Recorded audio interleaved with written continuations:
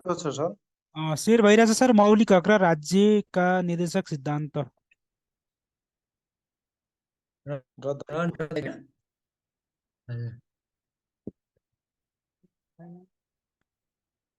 ल सबै चाहिँ पार्टिसिपेन्ट चाहिँ हुनु साथीहरूलाई नमस्कार छ। अब बिचमा मलाई चाहिँ यो नसुन्नु भयो भने मलाई चाहिँ इन्टरप्ट गर्नु होला हैन। हजुर आइसक्नु।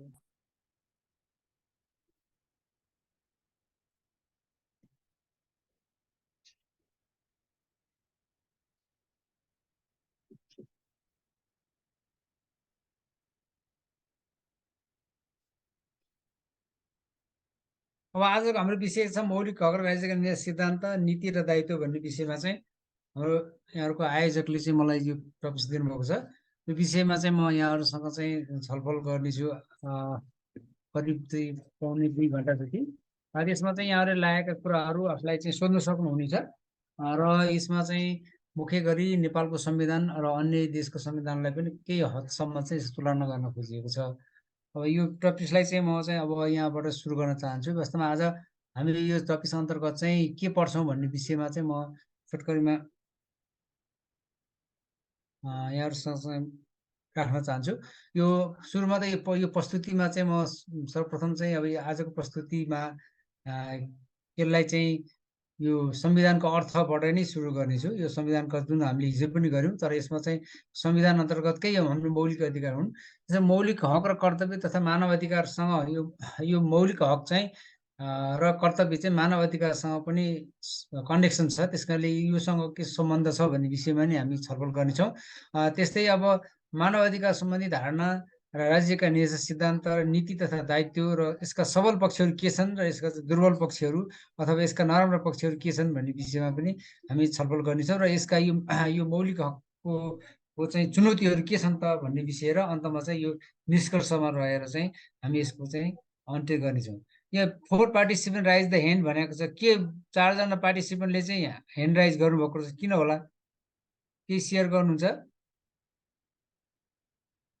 यो सर म्युटको लागि होला साथीहरूले गर्नुभएको हो।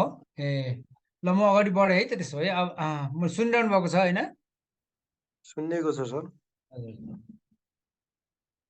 यो स्लाइड पनि देखिया छ? देखिएको छ सर। यो संविधान भन्ने कुरा हामीले हिजो पनि त पढ्यौँ। अब यसमा धेरै नजाउँ। अब हाम्रो नेपालको संविधानको धारा 1 ले नै यो संविधान नेपालको मूल कानुन हो भनेको हिसाबले चाहिँ योसँग बाजी निकाल्नु चाहिँ बाजी अमान्य हुनेछ भन्ने अवस्था रहेको छ।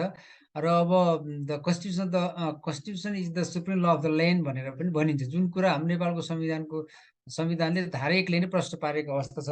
यो ब्ल्याक ल डिक्सनरीको कुरा पनि हामीले हिजो छलफल गरिसक्यौँ। यसमा चाहिँ यो म बढी समय लिन जुन हामी आज छलफल गर्न गइरहेका छौँ यो संविधान अन्तर्गतका मौलिक हकको विषयमा नै छलफल गर्नेछौँ। जहाँ जब हामी मौलिक हक भन्छौँ त्यो चाहिँ राज्यको सबभन्दा उच्च तहको कानुनले दिने अधिकार हो र प्रायः सबै देशको चाहिँ संविधानले जब मौलिक हकको कुरा गर्छ त्यसमा चाहिँ संविधान अन्तर्गत नै त्यो चाहिँ व्यवस्था गरिएको अवस्था चाहिँ रहन्छ।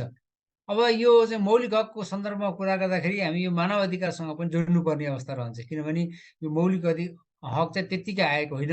यो सुरुमा चाहिँ यो मौलिक हकको समर्थन गर्न अथवा यो मानव अधिकारसँग सम्बन्धित विषयलाई चाहिँ योगदान पुर्याउन विभिन्न विद्वानहरूले विभिन्न तहमा चाहिँ योगदान पुर्याएका छन्। जस्तै अब यो दार्शनिक हिसाबले गर्दा प्लेटो, रुसो, लक, हब्सले चाहिँ यो चाहिँ व्यक्तिको हक अधिकारको सम्बन्धमा चाहिँ व्यापक रूपले उल्लेख गरेको पाइन्छ। उदाहरणको लागि चाहिँ जोन लक भन्ने व्यक्तिले चाहिँ यो जुन एउटा पोलिटिकल दार्शनिक थिए उनले चाहिँ truth of government civil government भनेर कि त बुक लेखेको थिए। त्यस अन्तर्गत चाहिँ के लेखेको थियो भने म्युचुअल कन्सेन्ट अफ गभर्मेन्ट, यो रिप्रेजेन्टेटिभ अफ गभर्मेन्ट र नेचर राइट एन्ड इक्वलिटी भनेर चाहिँ लेखेको थियो। यो 3टा कुराहरूले एक्सक्युज मी सर, नमस्कार। मैले एउटा हजुरसँग क्वेसन राखेँ सर। हजुर, यो हजुरले पढाएको कुराहरूमा सर यसलाई क्वेसन एन्सरमा फर्मेटिकली ल्याइदिएको भए हामीलाई अलिक सजिलो हुन्थ्यो कि भन्ने हो सर। हजुर ठिक छ। यसो तल पनि म चाहिँ आउँछ यसो क्वेसन छ होइन। अब यसको चाहिँ तल अलि बिच गएपछि क्वेसनहरू आउँछ। त्यो बेला चाहिँ हकको बारेमा हजुर पढाइसिन्छ। अब यसको बारेमा कस्तो क्वेसन आउन सक्छ त्यो क्वेसनको ढाँचामा हामीले पढाइदिएको भए हुन्थ्यो सर। सबैलाई थाहा छ अनि राज्यका नीति पनि सबैलाई थाहा होला नहुने भन्ने कुरा भएन सर। यसलाई हजुर फर्मेटिकल्ली लेख्दाखेरि कसरी लेख्दा उपयुक्त हुन्छ, क्वेसन कस्तो ढाँचाले आउँछ, त्यतातिर मोड दिएको भए हुन्थ्यो कि सर? ल हुन्छ, यो अहिले तल केही त्यस्ताहरू कुरा आउँछन् अबको क्लासहरूमा त्यसरी दिन्छ। अहिले चाहिँ कस्तो भने मैले स्लाइड बनाइ नै सकेँ अहिले होइन। यसमा चाहिँ अहिले यही हजुर स्लाइडमा सर। जाउँ र बिचमा चाहिँ यसमा क्वेसन आउँछ, यसमा चाहिँ यहाँहरूले चाहिँ रेस्पोन्स गर्नु होला अथवा छलफल गरौँला होइन। त्यो हिसाबले अहिले चाहिँ यो मौलिक हक त आयो, त मौलिक हक चाहिँ यो यतिवटा चाहिँ 31वटा अधिकार छन् भनेर मात्रै होइन कि त्यो कसरी जोडियो र अहिलेको नेपालको संविधान अहिले आइसकेपछि कुन थपिए भन्ने विषय पनि महत्त्वपूर्ण रहन्छ नि त। परम्परागत त्यो त तर आएका हजुरले मौलिक हक र त्यतातिर हजुरले गरिसकिन्छ, त्यो हामीले हजुर गर्नुहुन्न भन्ने होइन सर। हामीलाई त्यो फर्मेटिकल्लीमा कस्तो टाइपको क्वेसन आउँछ त, यसबाट आउनु सक्ने सम्भावना र त्यसलाई हामीले कसरी डिल गर्ने भन्ने कुरा हजुरले हामीलाई सेयर गरिदिएको भए हजुरको अनुभव अति उत्तम हुन्थ्यो हामीलाई सर। ए हुन्छ हुन्छ। अब अहिलेलाई चाहिँ बनाएको छ, फेरि तत्काल मैले त्यसको चाहिँ रेस्पोन्स गर्न सक्ने, यहाँको चाहिँ उत्तर दिन सक्ने अवस्था रहेन, त्यो अनुसार साइड बन्न सक्ने कुरो भएन। अब आगामी क्लासमा चाहिँ म त्यो त्यस्तै हिसाबले चाहिँ फोकस गर्नेछु है त। यो यसमा चाहिँ च्याप्टरबाट आउन सक्ने क्वेसन यस्तो हो, हजुरहरूले यसरी डिल गर्नुपर्छ र यसरी लेख्नुपर्छ, यति थपिएका हुन्छन्, यति नयाँ यति पुरानो भनेर हजुरले अब त्यसको ज्ञान छँदैछ। त्यो ज्ञान चाहिँ हाम्रो उसमा भागमा पारिदिनु पर्यो। यो बाटोबाट हिँड्नुहोस् भनेर हामीले त्यो बाटोमा लगाइदिनु पर्यो सर। हुन्छ हुन्छ हुन्छ सर हुन्छ। अब अहिलेलाई चाहिँ यही गरौँ आजको लागि। अब अहिले यहाँले भनेअनुसारको मैले रेस्पोन्स गर्ने अवस्था रहेन होइन प्रश्न कुरा। अब आगामी चाहिँ क्लासहरूमा चाहिँ त्यो हिसाबले चाहिँ जान्छ है त। यहाँको शुभ नाम के पर्यो? यहाँको नाम चाहिँ के पर्ने सर? सुन्नुभएको छ? यहाँ अनम्युट भइहालेको थियो सर, म मेघनाथ साई हो सर। ए ल ल हुन्छ हुन्छ। यहाँ ऊ अनम्युट हानिहाल्नुहुन्छ सर। अब ल ठिक छ, पढाउँ सर, यो हुन्छ दोहोरो। ल ठिक छ ठिक छ। अब यसरी हेर्दाखेरि हामी चाहिँ मौलिक हकको कुरा गर्दाखेरि हामी प्रेजेन्ट मौलिक हकमा चाहिँ जानु, मानव अधिकारसँग रिलेटेड भएको कुरा, त्यसरी चाहिँ यसको सुरुवात कसरी भयो भन्ने हिसाबमा चाहिँ यो मैले चाहिँ यहाँहरूलाई चाहिँ निवेदन गर्न खोजेको मात्रै हो। यसमा चाहिँ कस्तो क्वेसन आउँछ के आउँछ भन्ने कुरो त हामी छलफल गर्नेछौँ नि, त्यसमा छुट्टै क्लासमा राख्न सकिन्छ। तर अहिले हामीले थ्योरिटिकल्ली चाहिँ अब अहिले त त्यो सबै त्यही चाहिँ ऐनको कुराहरू संविधानको कुराहरू सारेर मात्रै भन नि त, यसको चाहिँ कन्सेप्ट कसरी आयो भन्ने कुरा नि हेर्नु पर्यो। त्यो हिसाबले यसको चाहिँ महत्त्व रहन्छ भन्ने चाहिँ मलाई चाहिँ लाग्छ। यहाँले कसरी ठान्नुहुन्छ त, किन यसको कन्सेप्ट कसरी आएछ भन्ने हिसाबमा अहिले हामी के गर्दैछौँ भनेदेखि चाहिँ यो जोन लकबाट चाहिँ एउटा कन्सेप्ट आएको थियो, त्यो कन्सेप्टलाई चाहिँ मानव अधिकारमा ढालियो। त्यस्तै यो द सोसियल कन्ट्र्याक्ट थ्योरी भन्नेले चाहिँ रुसोले लेखेका थिए, त्यसबाट पनि एउटा चाहिँ यो कन्सेप्ट चाहिँ डेभलप भयो। राइट टु मेन भन्ने एउटा कन्सेप्टबाट पनि यो चाहिँ कसरी भने यो मौलिक हकसँग सम्बन्धित इतिहास चाहिँ त्यसरी चाहिँ जोडिएको अवस्था चाहिँ छ। यसै गरी अब अर्को चाहिँ के छ भने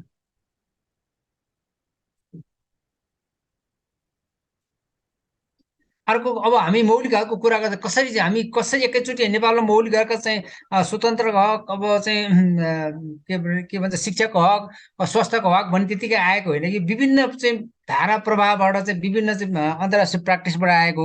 जस्तै अब यो नागरिक अधिकार सम्बन्धी घोषणा पत्रबाट पनि आएको छ। त्यसमा निवेदन सम्बन्धी अधिकार, बेलायतको निवेदन सम्बन्धी पिटिसन अफ राइट 1628 कुराहरू पनि यसमा समावेश गरिएको छ। तर त्यहाँ के भनिएको थियो भने ड्यु प्रोसेस अफ ल भनेको छ।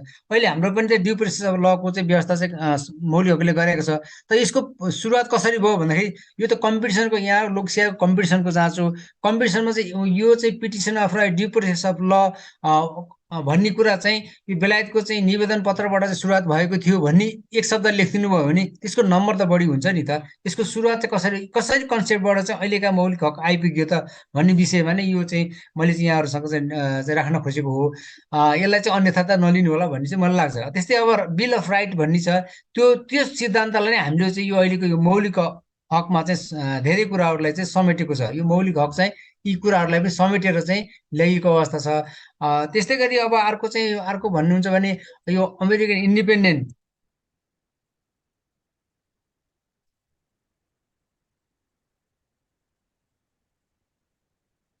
यो बन्दी प्रत्यक्षकरण, जस्तै अब हामी चाहिँ अब बन्दी प्रत्यक्षकरणको रिट हेर्छौँ, बन्दी प्रत्यक्षकरण भएको चाहिँ अदालतले सुनाइ गरेर छोड्छ, त्यस्ता कुराहरूलाई पनि यो चाहिँ यो अहिलेको हाम्रो मानव अधिकारसँग यो चाहिँ मौलिक अधिकारसँग जोडिएको हक संविधानले चाहिँ व्यवस्था गरेको अवस्था छ। त्यस्तै अमेरिका स्वतन्त्र सम्बन्धी चाहिँ विभिन्न दस्तावेज छन्, जस्तै खुसी हुन पाउने अधिकार, बाँच्न पाउने अधिकार, त्यस्तै गरी स्वतन्त्रको अधिकार, यी कुराहरू चाहिँ यस्ता दस्तावेजहरू अमेरिका दस्तावेज, बेलायतको दस्तावेज, यस्तै गरी चाहिँ फ्रान्सको डिक्लरेसनसँग पनि जोडिएर चाहिँ हाम्रा चाहिँ मानव अधिकारसँग सम्बन्धित र नेपालको मौलिक हक चाहिँ त्यसरी आएको हो भनेर हामीले चाहिँ लेख्न सक्यौँ भने के हुने भयो भन्दाखेरि त्यसको चाहिँ स्ट्रेन्थ बढी हुने भयो, नम्बर बढी पाइने भयो। त्यस्तै गरी लिग अफ नेसनसँग जोडिएर श्रमसँग सम्बन्धी अधिकार, श्रमिक अधिकार, श्रमिकको हक भनेको छ, त्यो कुरा पनि कहाँसँग जोडियो भन्दाखेरि अन्तर्राष्ट्रिय श्रमसँग सम्बन्धित चाहिँ एउटा सङ्गठनले प्राप्त गरेका हकहरूलाई सुरक्षित गर्ने सन्दर्भमा मौलिक हकले चाहिँ हाम्रो ग्यारेन्टी गर्यो। त्यसरी यसका पछाडि चाहिँ लजिक छन्। त्यतिकै हामीले चाहिँ श्रमसँग सम्बन्धी अधिकार, अब चाहिँ रोजगारको अधिकार भनेको होइन। किन भनियो भन्दाखेरि लिग अफ नेसन अन्तर्गत चाहिँ एउटा अन्तर्राष्ट्रिय श्रम सङ्गठन गठन भएको थियो 1918 सन् 1918मा। त्यो अन्तर्गत व्यवस्था भएका कुराहरू पनि हाम्रो चाहिँ संविधानले स्वीकार गर्यो। त्यसलाई चाहिँ मौलिक हकको रूपमा चाहिँ हामीले स्वीकार गर्यौँ। यो हिसाबले चाहिँ हाम्रो मौलिक हकको चाहिँ यसरी व्यवस्था भएको छ। त्यस्तै गरी अर्को कुरा चाहिँ यो संयुक्त राष्ट्रमा बडापत्रमा उल्लेख भएका कुराहरूलाई पनि धेरै कुराहरूलाई चाहिँ हाम्रो के गरेको छ भन्दाखेरि यो हाम्रो मौलिक हकले समेटेको छ। यस्तै गरी चाहिँ यो 1848 हुनु पर्यो 1848को चाहिँ यो मानव अधिकार डिक्लेरेसनलाई पनि हामीले चाहिँ के गरेर स्वीकार गरेको छ। त्यो स्वीकार गरेका कुराहरू पनि हामीले केमा राखेको छ भन्दाखेरि मौलिक हकमा चाहिँ राखेको छ। त्यसरी हाम्रो मौलिक हकको व्यवस्थाहरू आफ्नै हिसाबले नेपालको परिप्रेक्ष्यमा मात्रै लेखिएको भए तापनि यसका पछाडि चाहिँ विभिन्न लजिक छन्, यसका पछाडि विभिन्न चाहिँ दस्तावेजले सहयोग गरेको छ। त्यस कारणले हाम्रो मौलिक हक पनि अन्य देशको मौलिक हक भन्दा चाहिँ यसको स्तरमा कमी छैन भन्ने हिसाबले चाहिँ हामीले एक्जाममा लेख्नुपर्ने हुन्छ। हामीले सुरु चाहिँ यतिवटा मौलिक हक 31वटा मौलिक हक छन् यस्तो छन् भन्दा यो मौलिक हक कसरी चाहिँ हाम्रो उत्पत्ति, हाम्रो संविधान कसरी रहन गयो भन्ने कुरा त्यसको ब्याकग्राउन्डमा चाहिँ यहाँले लेख्न सक्नुभयो भने त्यसले चाहिँ अन्य कम्पिटिसनको जहाँ छ त्यसले चाहिँ यसले चाहिँ नम्बर चाहिँ बढाउन सक्छ भन्ने चाहिँ यसको ध्येय हुनाले मैले यी विभिन्न दस्तावेजहरू यसरी यो दस्तावेजबाट हाम्रो मौलिक हकसम्म आइपुगेको हौँ भन्ने कुरा चाहिँ गर्छ। अब मानव ह्युमन राइटको कुरा आयो। ह्युमन राइटको डिक्लेरेसनमा भएका कुराहरू 31वटा ह्युमन राइटभित्र 31वटा डिक्लेरेसनका विभिन्न पाटाहरू छन्। ती पाटाहरूले नै हाम्रो संविधानको मौलिक हकले चाहिँ समेटेको छ। जस्तै उदाहरणको लागि हामीले जन्मसिद्ध अधिकार भनेको छ, बाँच्न पाउने अधिकार हाम्रो संविधानले लेखेको छ नि त। अब यो चाहिँ जब कि हामी चाहिँ यो युनिभर्सल डिक्लेरेसन भनौँ अथवा चाहिँ यो चाहिँ मानव अधिकार चाहिँ विश्वव्यापी हुने भयो, तर हाम्रो चाहिँ यो मौलिक हकका कुरा चाहिँ के भन्दा सीमित घेराभित्र मात्रै रहने भयो। त्यसै अब यो चाहिँ खाद्य सम्पर्कको अधिकार भनेर हाम्रो नेपालमा चाहिँ हाम्रो नेपालको संविधान लेखेको छ। यसमा के लेखेको छ भन्दाखेरि right to food for all भनेर चाहिँ यो विश्वव्यापी घोषणाले भनेको छ। त्यो घोषणा त हामीले चाहिँ आफ्नै हाम्रो चाहिँ सार्वभौमिकताको अधिकार लेख्यौँ, तर हामीले आफ्नो स्वयं चाहिँ लेखेको अवस्था होइन। किनभने यो right to food for all भन्ने चाहिँ यो विश्वव्यापी मानव अधिकार घोषणा पत्रमा उल्लेखित कुरालाई हाम्रो संविधानमा चाहिँ समावेश गरेको हो। त्यस कारणले यो यसका पछाडि चाहिँ लजिकहरू छन्, त्यत्तिकै हामीले चाहिँ राखेको होइन। त्यस्तै गरी यो अपरिहार्य अधिकार इनेबल राइट भनिन्छ। जस्तै अब चाहिँ हाम्रो हिँडुल गर्न पाउने अधिकार भनेको छ। यो मानव अधिकारसँग सम्बन्धित चाहिँ दस्तावेजले के भनेको छ भने मानिसलाई चाहिँ आवत जावत गर्न अब एक ठाउँमा स्वतन्त्र हिँडुल गर्न पाउने अधिकार भने त्यो कुरालाई के गर्यो त भन्दा हाम्रो संविधानले राख्यो। त्यसै यो चाहिँ मानव अधिकारसँग सम्बन्धित कुरा चाहिँ व्यक्ति सेन्ट्रिक हुनु। यो मौलिक अधिकारसँग सम्बन्धित कुराहरू पनि व्यक्तिलाई चाहिँ दिने हो, यो समूहलाई दिने होइन। किन मौलिक हाम्रो नेपालको संविधानले व्यवस्था गरेका मौलिक हक चाहिँ इन्डिभिजुअल सेन्ट्रिक छन्, व्यक्तिसँग चाहिँ रिलेटेड कुराहरू हुन्। त्यसैले यो मानव अधिकार र मौलिक हकको बिचमा चाहिँ के भन्छ भने इसेन्सियल यी दुईटै एक अर्काका परिपूरक हुन्। तर मानव अधिकार जस्तै मानव अधिकार बिना चाहिँ व्यक्ति बाँच्न सक्दैन र मौलिक अधिकार बिना बाँच्न सक्दैन भन्ने प्रश्न नि रहन सक्छ। तर हामीले चाहिँ हेर्दाखेरि चाहिँ मौलिक हक चाहिँ अलिकति चाहिँ उत्कृष्ट हिसाबका भए, ती चाहिँ संविधान कानुनद्वारा प्रदत्त हुने भए, अदालतबाट लागू गर्न सकिने भयो। तर मानव अधिकार त्यो हिसाब लागू हुँदैन सक्दैन भनेर चाहिँ हामीले चाहिँ यसको चाहिँ मान्यता छ। त्यस कारण यो मानव अधिकार मौलिक हकको कुरा गर्दाखेरि केसँग जोड्नु पर्यो भने हाम्रो प्राचीन दस्तावेजसँग जोड्नु पर्यो, अन्तर्राष्ट्रिय दस्तावेजसँग जोड्नु पर्यो, मौलिक मानव अधिकारसँगका अन्य दस्तावेजसँग जोड्नु पर्यो। तर हामीले चाहिँ फेरि मानव अधिकार र मौलिक हकमा के फरक छ भनेर आउन सक्छ प्रश्न होइन। लोकसेवामा कहिलेकाहीँ मानव अधिकार भनेको के र मानव अधिकार र चाहिँ यो चाहिँ मौलिक हकमा के फरक छ भन्न आउँछ। जस्तै इनहरेन्ट हुने भयो, यो मानव अधिकार भनेको चाहिँ स्वतः जन्मिने बित्तिकै हुने भयो।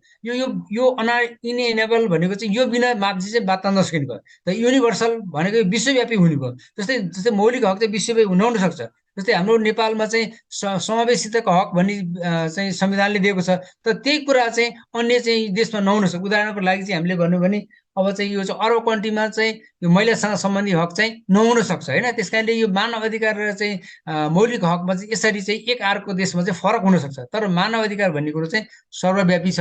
त्यस कारणले यो चाहिँ जब जुनसुकै देशको पनि संविधानभित्र लेखेका कुरा अथवा देशको सबभन्दा सर्वोच्च कानुनमा लेखेका कुरा चाहिँ हामीले चाहिँ मौलिक हकको रूपमा लिनुपर्ने भयो। तर यो चाहिँ मानव अधिकारसँग सम्बन्धित कुरा चाहिँ यो चाहिँ एज ए चाहिँ यो फ्रेमको रूपमा चाहिँ संसारभरि रहने भयो, त्यसरी चाहिँ लेख्नुपर्ने अवस्था रहन्छ। त्यसै गरी अब यो equal for the all both sex without discrimination भन्ने चाहिँ यो मानव अधिकारमा चाहिँ छ भने कतिपय देशमा चाहिँ यो महिला र पुरुषलाई बराबर चाहिँ अधिकार हुन सक्छ होइन। नो बााउन्ड्री भनेको छ, मानव अधिकार भनेको चाहिँ कुनै बााउन्ड्री बिना नै सञ्चालन हुन्छ भन्ने कुरा छ भने यो यसको बााउन्ड्री रहँदैन। जुनसुकै देशमा पनि यसको आवश्यक हुन्छ मानवलाई, तर यो चाहिँ मौलिक हकलाई चाहिँ त्यसरी बााउन्ड्री भित्र राख्न सकिन्छ। किनभने मैले यहाँ अहिले पनि भने अब छिमेकी देश यी दुईटा चाहिँ नेपाल र चाहिँ चाइनामा पनि फरक हुन सक्छ होइन, किन त्यसै बााउन्ड्री लाउन सकिन्छ। नेपालमा चाहिँ भएको मानव अधिकार भारतमा नहुन सक्छ, भारतमा नभएको अधिकार चाइनामा चीनमा हुन सक्छ, चीनमा नभएको अधिकार चाहिँ हाम्रो हुन सक्छ। त्यस कारणले यो चाहिँ मानव अधिकार र चाहिँ यो चाहिँ मौलिक हकको बिचमा चाहिँ फरक अन्तर चाहिँ रहन्छ। त्यसलाई इन्टरनेसनल रिकगनाइज हुने भयो।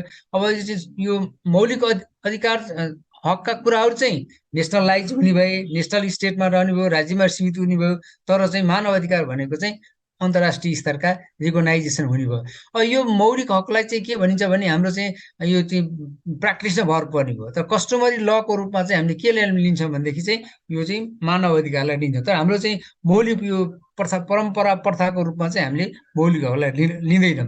त्यसैले यो मौलिक हक चाहिँ एउटा अब्लिगेसनको रूपमा चाहिँ लिइने गरिँदैन, तर मानव अधिकार चाहिँ एउटा अब्लिगेसनको रूपमा चाहिँ हामीले चाहिँ लिँदै आएको अवस्था छ। यसरी हामीले चाहिँ जातमा लेख्दाखेरि पनि मानव अधिकार र मौलिक अधिकारको बिचमा चाहिँ अलिकति फरक गरेर लेख्न सक्यो भने त्यही क्वेसनलाई पनि त्यसको नम्बरमा चाहिँ नम्बर आउने चाहिँ फरक पर्छ। यो हामी ह्युमन राइटका कुराहरू मैले अहिले पनि चाहिँ भने यो प्रेस स्वतन्त्रता, इन्फर्मेसन, स्पिच भने जस्तै यी कुराहरू त हाम्रो चाहिँ मौलिक हकको रूपमा मानव अधिकारको रूपमा छन्, तर हामीले मानव अधिकारको हकलाई भन्दा मौलिक अधिकारको रूपलाई चाहिँ फोकस गर्नुपर्ने अवस्था रहन्छ। तर यहाँ चाहिँ यहाँले के बुझ्नु पर्यो भनेदेखि मौलिक हक भनेको चाहिँ मानव अधिकारका एउटा पाटको रूपमा नै आएका, विकसित हुँदै आएका, र यसलाई चाहिँ हामीले चाहिँ नेपालको संविधानले नै त्यसलाई स्वीकार गरेको अवस्था हो भन्ने कुरालाई हामीले स्वीकार गर्नु पर्यो। त्यसरी अब यो human rights are basic fundamental right concerning issues such as the liberty, food, shelter and health भनिन्छ। तर जस्तै लिबर्टी भन्यो, स्वतन्त्र भन्यो, फुड भन्यो, सेल्टर बस्ने बास भन्यो, अथवा स्वास्थ्यसँग सम्बन्धित भन्यो, यी चाहिँ हाम्रो नेपालको संविधान लेखिएका छन्, तर यसका चाहिँ अन्तर्राष्ट्रिय दस्तावेजहरू पनि छन्। जस्तै फुडसँग सम्बन्धित चाहिँ यो चाहिँ विश्व खाद्य संस्थाको चाहिँ संस्थासँग रिलेटेड भयो, सेल्टरसँग चाहिँ आवाससँग सम्बन्धित भयो, हेल्थसँग चाहिँ WHO सँग सम्बन्धित भयो।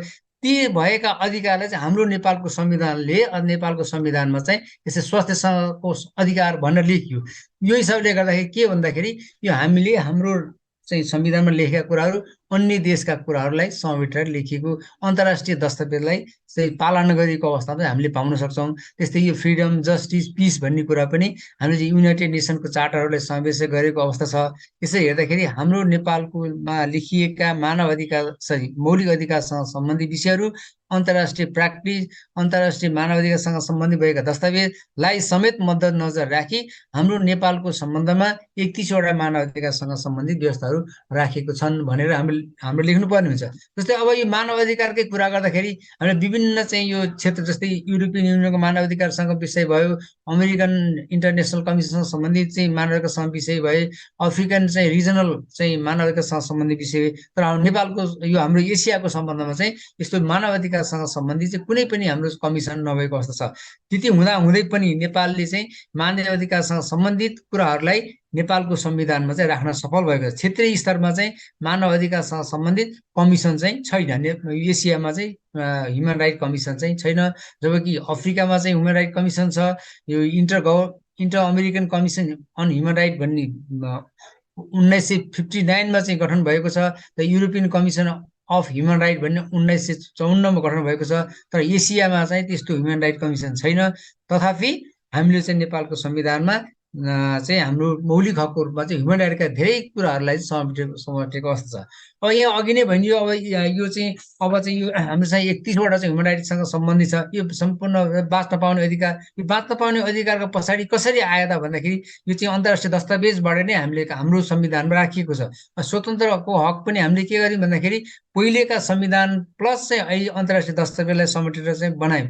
यो सञ्चारसँग सम्बन्धित, समानतासँग सम्बन्धित, न्यायसँग सम्बन्धित कुराहरू पनि हामीले चाहिँ के गर्यौँ भन्दाखेरि अन्तर्राष्ट्रिय दस्तावेजलाई नै हेरेर राखिएको अवस्था हो। त्यस्तै अपराध पीडितको हकसँग सम्बन्धित विषय नै अब अहिलेको चाहिँ केही दिन अगाडिको सुप्रिम कोर्टको डिसिजनले हेर्दाखेरि पनि के देखियो भने यो अपराध पीडितको हक पनि एउटा चाहिँ नेपालको सन्दर्भ नयाँ पनि हो र त्यसलाई पनि कार्यान्वयनको अवस्थामा चाहिँ अहिलेको अवस्थामा लाँदै गएको अवस्था पनि देखिन्छ। यसरी हेर्दाखेरि हामीले यी विभिन्न हकहरू, तपाईँ 31वटा हकहरू रहे पनि ती हकहरूको पछाडि के छ भने अन्तर्राष्ट्रिय ब्याकग्राउन्ड छ, अन्तर्राष्ट्रिय दस्तावेजहरूबाट चाहिँ हामीले लिएको हो भन्ने कुरालाई हामीले चाहिँ बुझ्नु भएन। जस्तै शिक्षासँग सम्बन्धित हक भनौँ भने शिक्षा युनेस्कोले सबै बालबालिकालाई सबैलाई चाहिँ शिक्षा दिनुपर्छ भन्छ। त्यो कुरालाई हामीले समेटेर हाम्रो नेपालको संविधानको हकमा पनि मौलिक हकलाई चाहिँ राखेको अवस्था चाहिँ यहाँहरूसँग मैले निवेदन गरेँ। त्यस्तै यो खाद्य सम्पदा सम्बन्धी नयाँ हक कसरी आयो भन्दाखेरि चाहिँ यो चाहिँ एफएओसँग सम्बन्धित कुराहरूलाई लिएर आएको अवस्था छ। आवासको हकको कुरा आएको छ। यो दलितको हकको सम्बन्धमा कुरा गर्दाखेरि चाहिँ यो चाहिँ नो डिस्क्रिमिनेसन भन्ने यो एउटा अन्तर्राष्ट्रिय थिमलाई समेटेर ल्याएको र दलितसँग सम्बन्धित हक चाहिँ अन्तर्राष्ट्रिय स्तरमा खासै चाहिँ यस्तो डिस्क्रिमिनेसनको हकसँग सम्बन्धित यो चाहिँ नभएको अवस्था छ। तथापि हाम्रो नेपालको संविधानमा चाहिँ यो दलितसँग सम्बन्धित हक चाहिँ नयाँ रूपमा कुनै पनि अन्तर्राष्ट्रिय दस्तावेज नहेरिकन चाहिँ यसलाई चाहिँ हाम्रो आफ्नो चाहिँ मौलिकताले हेरेर ल्याएको अवस्था छ। त्यस्तै उपभोक्तासँग सम्बन्धित हक पनि चाहिँ नयाँको रूपमा चाहिँ आएको छ होइन।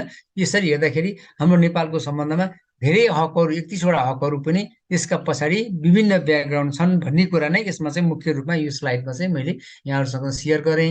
यस्तै गरी अब अघि हाम्रो साथीले चाहिँ एउटा प्रश्न चाहिँ सोध्ने भन्नुभएको थियो होइन। यसमा चाहिँ कसैले यो प्रश्न अब केही प्रश्न उप छलफल भनेको छ है। यहाँहरूले चाहिँ कसैले यो 1 नम्बरको प्रश्न पढ्न सक्नुहुन्छ त? सुनिन्छ? मलाई सुन्नु भएको छ?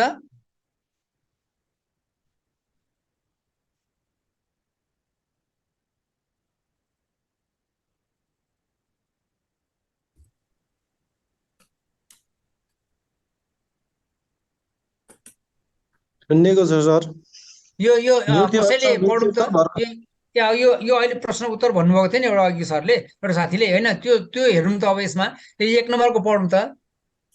मैले पढौँ सर? ल पढ्नु। संवैधानिक हकलाई मौलिक हक भन्दा उच्च स्तरको हकको रूपमा लिने गरिन्छ, सहमति वा असहमति। के होला त?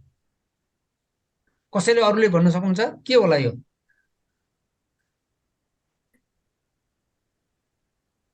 सबै साथीहरू म्युटमा राखेको छ सर, अलि म्युट खोल्दै ल ठिक छ। त्यसैले यो अहिले प्रश्नमा के गर्यो भने संवैधानिक हकलाई मौलिक हक भन्दा उच्च स्तरको हकको रूपमा लिने गरिन्छ भनिन्छ होइन। वास्तवमा यो चाहिँ के भनियो भनेदेखि यो चाहिँ सहमत हुनु पर्यो होइन। मौलिक हक भन्दा उच्च स्तरको संवैधानिक हकलाई मौलिक हक भन्दा यो संवैधानिक हक र चाहिँ मौलिक हक भनेर के हो त एउटै प्रकृति हो। जब हामी मौलिक हकको कुरा गर्छौँ भने त्यो चाहिँ संविधान अन्तर्गत नै व्यवस्था हो, संविधानभित्र राखेको हो। त्यसलाई हामीले चाहिँ सहमत असहमत भन्दा नि यसमा चाहिँ मौलिक हक भन्नु नै संवैधानिक हक हो। त्यस कारणले यसमा चाहिँ हामी चाहिँ हकको रूपमा लिने गरिन्छ। यो प्रश्नको चाहिँ अलिकति ट्रिकी खाले भयो होइन। यो संवैधानिक हक भन्नु र मौलिक हक भन्नु एकअर्का परिपूरक हो। त्यस कारणले यस्ता प्रश्नहरू यहाँ जातमा आउन सक्छन् होइन। त्यसलाई हामीले के भन्नु पर्यो भने मौलिक हक भन्नु नै संवैधानिक हक हो। त्यसमा सहमत असहमत भन्दा पनि मौलिक हक हामी संविधानभित्र राखिएका कुरालाई मौलिक हक भन्ने हुनाले यसमा उच्च स्तरको र निम्न स्तरको भन्ने कुनै पनि हक नहुने कुरा चाहिँ नहुने कुरा संविधानबाटै प्रदत्त गर्न सकिन्छ भन्ने कुरा लेख्नु पर्यो होइन। त्यस्तै गरी दोस्रोमा संवैधानिक हक नेपालमा बसोबास गर्ने सबै व्यक्तिको लागि हो, चाहे नेपाली नागरिक भए पनि नभए पनि, सहमत वा असहमत भन्ने भयो नि। यो अब हेर्दाखेरि के संवैधानिक हक नेपालमा बसोबास गर्ने सबै व्यक्ति भन्नाले त सबै व्यक्तिलाई त यो हुन सक्ने अवस्था रहन्छ कि रहँदैन त भन्दाखेरि यो रहँदैन। किनभने यो मौलिक हक र संवैधानिक हक भनेको चाहिँ त्यो देशमा बसोबास गर्ने त्यो देशको नागरिकलाई मात्रै हो। जस्तै नेपालको सन्दर्भमा कुरा गर्दाखेरि नेपाली नागरिकको लागि मात्रै हाम्रो मौलिक हक हो अथवा संवैधानिक हक हो, तर अन्य देशको लागि चाहिँ अन्य देशका नागरिकलाई होइन। त्यसैले बसोबास गर्ने सबै व्यक्तिको लागि, व्यक्ति भन्ने कुराले सबै व्यक्ति, जस्तै नेपालमा बसोबास गर्ने विभिन्न देशका व्यक्तिहरू हुन सक्छन्, अमेरिका हुन सक्छन्, भारतका हुन सक्छन्, चीनका हुन सक्छन्, अब चाहिँ पाकिस्तानका हुन सक्छन्, बङ्गलादेशका हुन सक्छन्, ती व्यक्तिको लागि भनेको होइन, नेपालको लागि, नेपालीको लागि मात्रै हो। त्यसैले यो चाहिँ संवैधानिक हक अथवा मौलिक हक भनेको चाहिँ बसोबास गर्दैमा पाउने होइन, सम्बन्धित देशको नागरिकता अथवा नागरिक हुनु भएको अवस्थामा मात्रै त्यस्ता हकहरू चाहिँ मौलिक हक चाहिँ पाउने अवस्था रहन्छ। त्यस्तै गरी यो संविधानको धारा 48 व्यवस्था गरिएको नागरिक कर्तव्य सम्बन्धी व्यवस्था यसभन्दा अघिका सबै संविधान राखिएको थियो, यसमा सहमत वा असहमत भन्ने कुरो छ। यस्तो व्यवस्था चाहिँ हाम्रो योभन्दा अगाडि चाहिँ यसमा व्यवस्था थिएन। त 1900को संविधानको एउटा दफामा चाहिँ एउटा सानो चाहिँ क्लजमा चाहिँ यसरी चाहिँ राखेको थियो। तर हामीले चाहिँ के भन्नु पर्यो भने योभन्दा अगाडिको नेपालको संविधान 19मा चाहिँ यस्तो प्रष्ट रूपमा नभए केही रूपमा चाहिँ एक दुईवटा शब्द, दुईटा शब्द चाहिँ राखिएको अवस्था छ, किन कर्तव्य पालन गर्नुपर्छ भन्ने एउटा शब्द चाहिँ परेको अवस्था छ होइन। त्यसै मानव अधिकार सम्बन्धी हक छ, मौलिक हकमा फरक छ वा छैन भन्ने कुरो छ छैन भने कसरी, अब यहाँ चाहिँ मानव अधिकार सम्बन्धी हक र तथा मौलिक हकमा फरक छ वा छैन भने कसरी होइन। यो यस्तो ट्रिकी प्रश्न गर्दाखेरि किन मैले अघि नै यहाँले के भने मानव अधिकार र चाहिँ मौलिक हक बिचमा चाहिँ धेरै फरक छ, धेरै अन्तर छ। मानव अधिकार भनेको चाहिँ यो जस्तै अब अन्य देशको नागरिक नेपालमा आएर बस्यो भने त्यसले मानव अधिकार उपयोग गर्न पाउँछ, मानव अधिकारको अधिकार चाहिँ उपयोग गर्न पाउँछ, तर त्यसले मौलिक अधिकारको अधिकार चाहिँ उपयोग गर्न पाउँदैन। त्यसैले मानव अधिकार र मौलिक अधिकारमा चाहिँ फरक छ। मौलिक अधिकार भन्नाले सम्बन्धित देशको नागरिकलाई दिने अधिकार भए, तर मानव अधिकार भन्नाले एउटा मानवीय हिसाबले दिने अधिकार भए होइन। त्यस कारण यो चाहिँ हामीले फरक पाउन सकिन्छ भनेर चाहिँ हामीले एक्जाममा लेख्नुपर्ने अवस्था चाहिँ रहन्छ।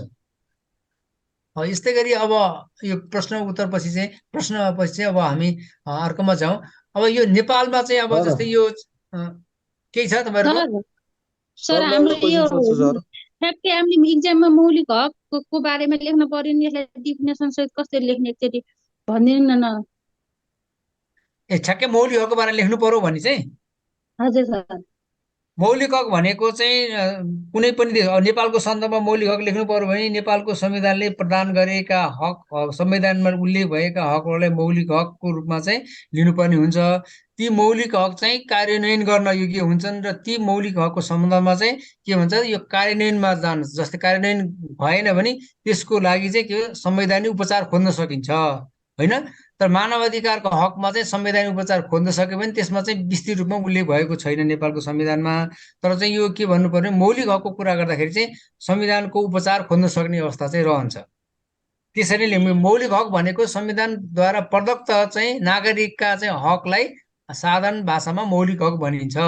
नेपालको संविधानले प्रदान गरेका 31वटा मौलिक हक कार्यान्वयन भएन भने कुनै पनि नेपाली नागरिकले मौलिक हकको कार्यान्वयनको लागि के भन्छ यो न्यायालयमा गएर त्यसको उपचार खोज्न सक्ने अवस्था चाहिँ रहन्छ। त्यस्ता हकहरूलाई हामी मौलिक हकको रूपमा चाहिँ लिनुपर्छ भनेर चाहिँ हामीले लेख्न सक्छौँ। सर हजुर, नागरिकलाई मात्र प्राप्त हुने मौलिक हकहरू के हुन् सर? त्यो अब यिनी 31वटा भयो नि त, ती नागरिकलाई प्राप्त यी चाहिँ भए। जस्तै अब हामी चाहिँ नेपालमा बसोबास गर्ने कति मैले भने नि, जस्तै अब भारतको मान्छे आएर बसेको छन् भने त्यसलाई चाहिँ के भयो, त्यो मौलिक हक त्यो चाहिँ यो हाम्रो मौलिक हक उसलाई प्राप्त हुँदैन क्या। उसको चाहिँ छुट्टै व्यवहार हुन्छ, उसले छुट्टै कानुनले आकर्षित हुन्छ। तर मौलिक हक भनेको चाहिँ नागरिकलाई प्रदान, नागरिक भनेको नागरिकता लिएकालाई मात्रै भन्न खोजेको होइन, नेपालीलाई प्राप्त हुने भयो क्या। त्यो चाहिँ कुनै पनि व्यक्तिलाई प्राप्त हुने भएन। हजुर,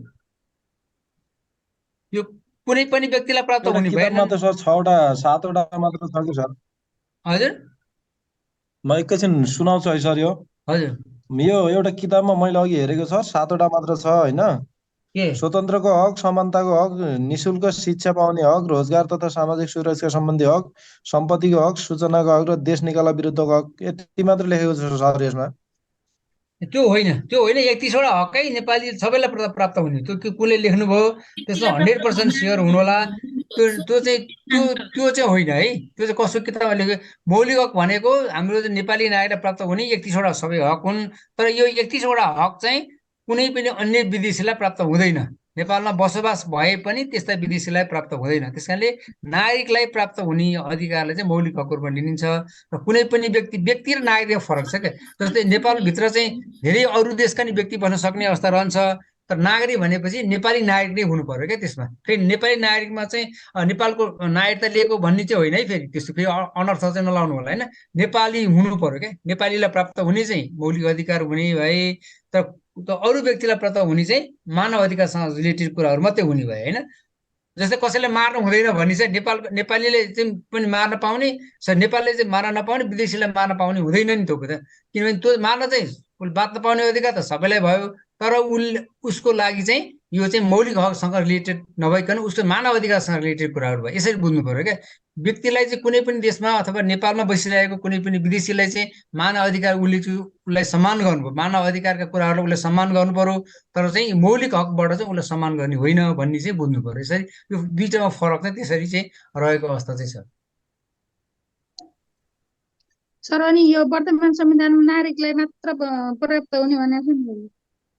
हजुर, विदेशीलाई पनि मान्य हुने मौलिक हक छ त भने विदेशीलाई प्राप्त मौलिक हक भन्ने नै यो चाहिँ नागरिकलाई प्राप्त हुने अधिकार, त्यसरी बुझ्नु पर्यो यहाँले। विदेशीलाई प्राप्त हुने हक चाहिँ त्यो चाहिँ मानव अधिकारसँग जोडित। मानव अधिकार र चाहिँ मौलिक हकको चाहिँ जस्तो उस्तै देखिएका छन् देखिनलाई होइन। तर हामीले जुन चाहिँ 31वटा अधिकार छन् ती अधिकार चाहिँ मौलिक हक हुन्। ती मौलिक हक चाहिँ कसलाई प्राप्त हुन्छ भन्दाखेरि नेपालीलाई मात्रै प्राप्त हुन्छ, विदेशीलाई प्राप्त हुँदैन भने त्यो चाहिँ त्यसरी बुझ्नु पर्यो। व्यक्तिले प्राप्त गर्ने हक, शोषण पीडितको हक, प्रत्येक व्यक्तिलाई शोषण पीडितको हक हुनेछ भनेर व्यवस्था गरेको छ नि त। यसमा के भन्न सकिन्छ? विदेशी प्रत्येक व्यक्ति भनेको चाहिँ नेपाली व्यक्ति भनेको क्या, नेपालको नागरिक भन्न खोज्यो क्या। नेपालमा बसोबास गर्ने नेपालीलाई भन्न खोजेको, नेपालमा बसोबास त जोड्ने गर्ने भए जुनसुकै व्यक्ति पनि हुने भयो। तर यो चाहिँ त्यहाँ अब यो नेपालीलाई मात्र प्राप्त हुने भनेर लेखेको अवस्था होइन। त के प्रत्येक व्यक्ति भनेको त्यो प्रत्येक व्यक्ति भनेको चाहिँ नेपालीलाई भन्न खोजेको त्यो चाहिँ यसको कन्सेप्ट। किन व्यक्ति अनि नागरिक भनेर दुईटा वर्ड छुट्टै छुट्टै किन हालेको छ? नागरिक प्लस बाहिरबाट आउने विदेशीलाई पनि हुने भन्ने व्यवस्था गर्न खोजेको हो कि जस्तो लाग्छ मलाई। तपाईँले चाहिँ यहाँ के बुझ्नु पर्यो भने यो चाहिँ जब हामी चाहिँ विदेशीलाई भन्छौँ भने त्यो विदेशीलाई प्राप्त गर्ने मौलिक हक प्राप्त हुँदैन।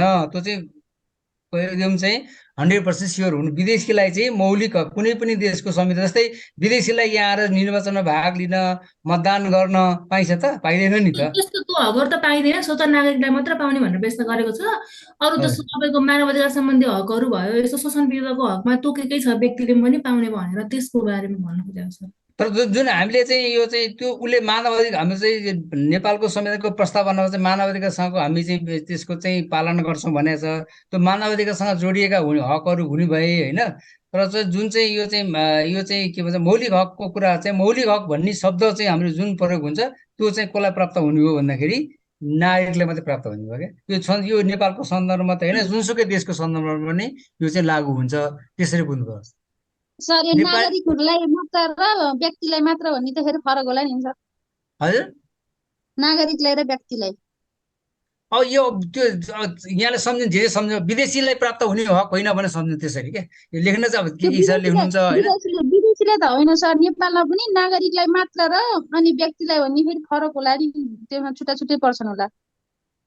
अब यो चाहिँ व्यक्तिभित्र चाहिँ तपाईँले चाहिँ विदेशी राख्नुहुन्छ भने त्यो चाहिँ परेन होइन। व्यक्तिभित्र नेपाली मात्रै राख्नुहुन्छ भने त्यो चाहिँ पर्यो।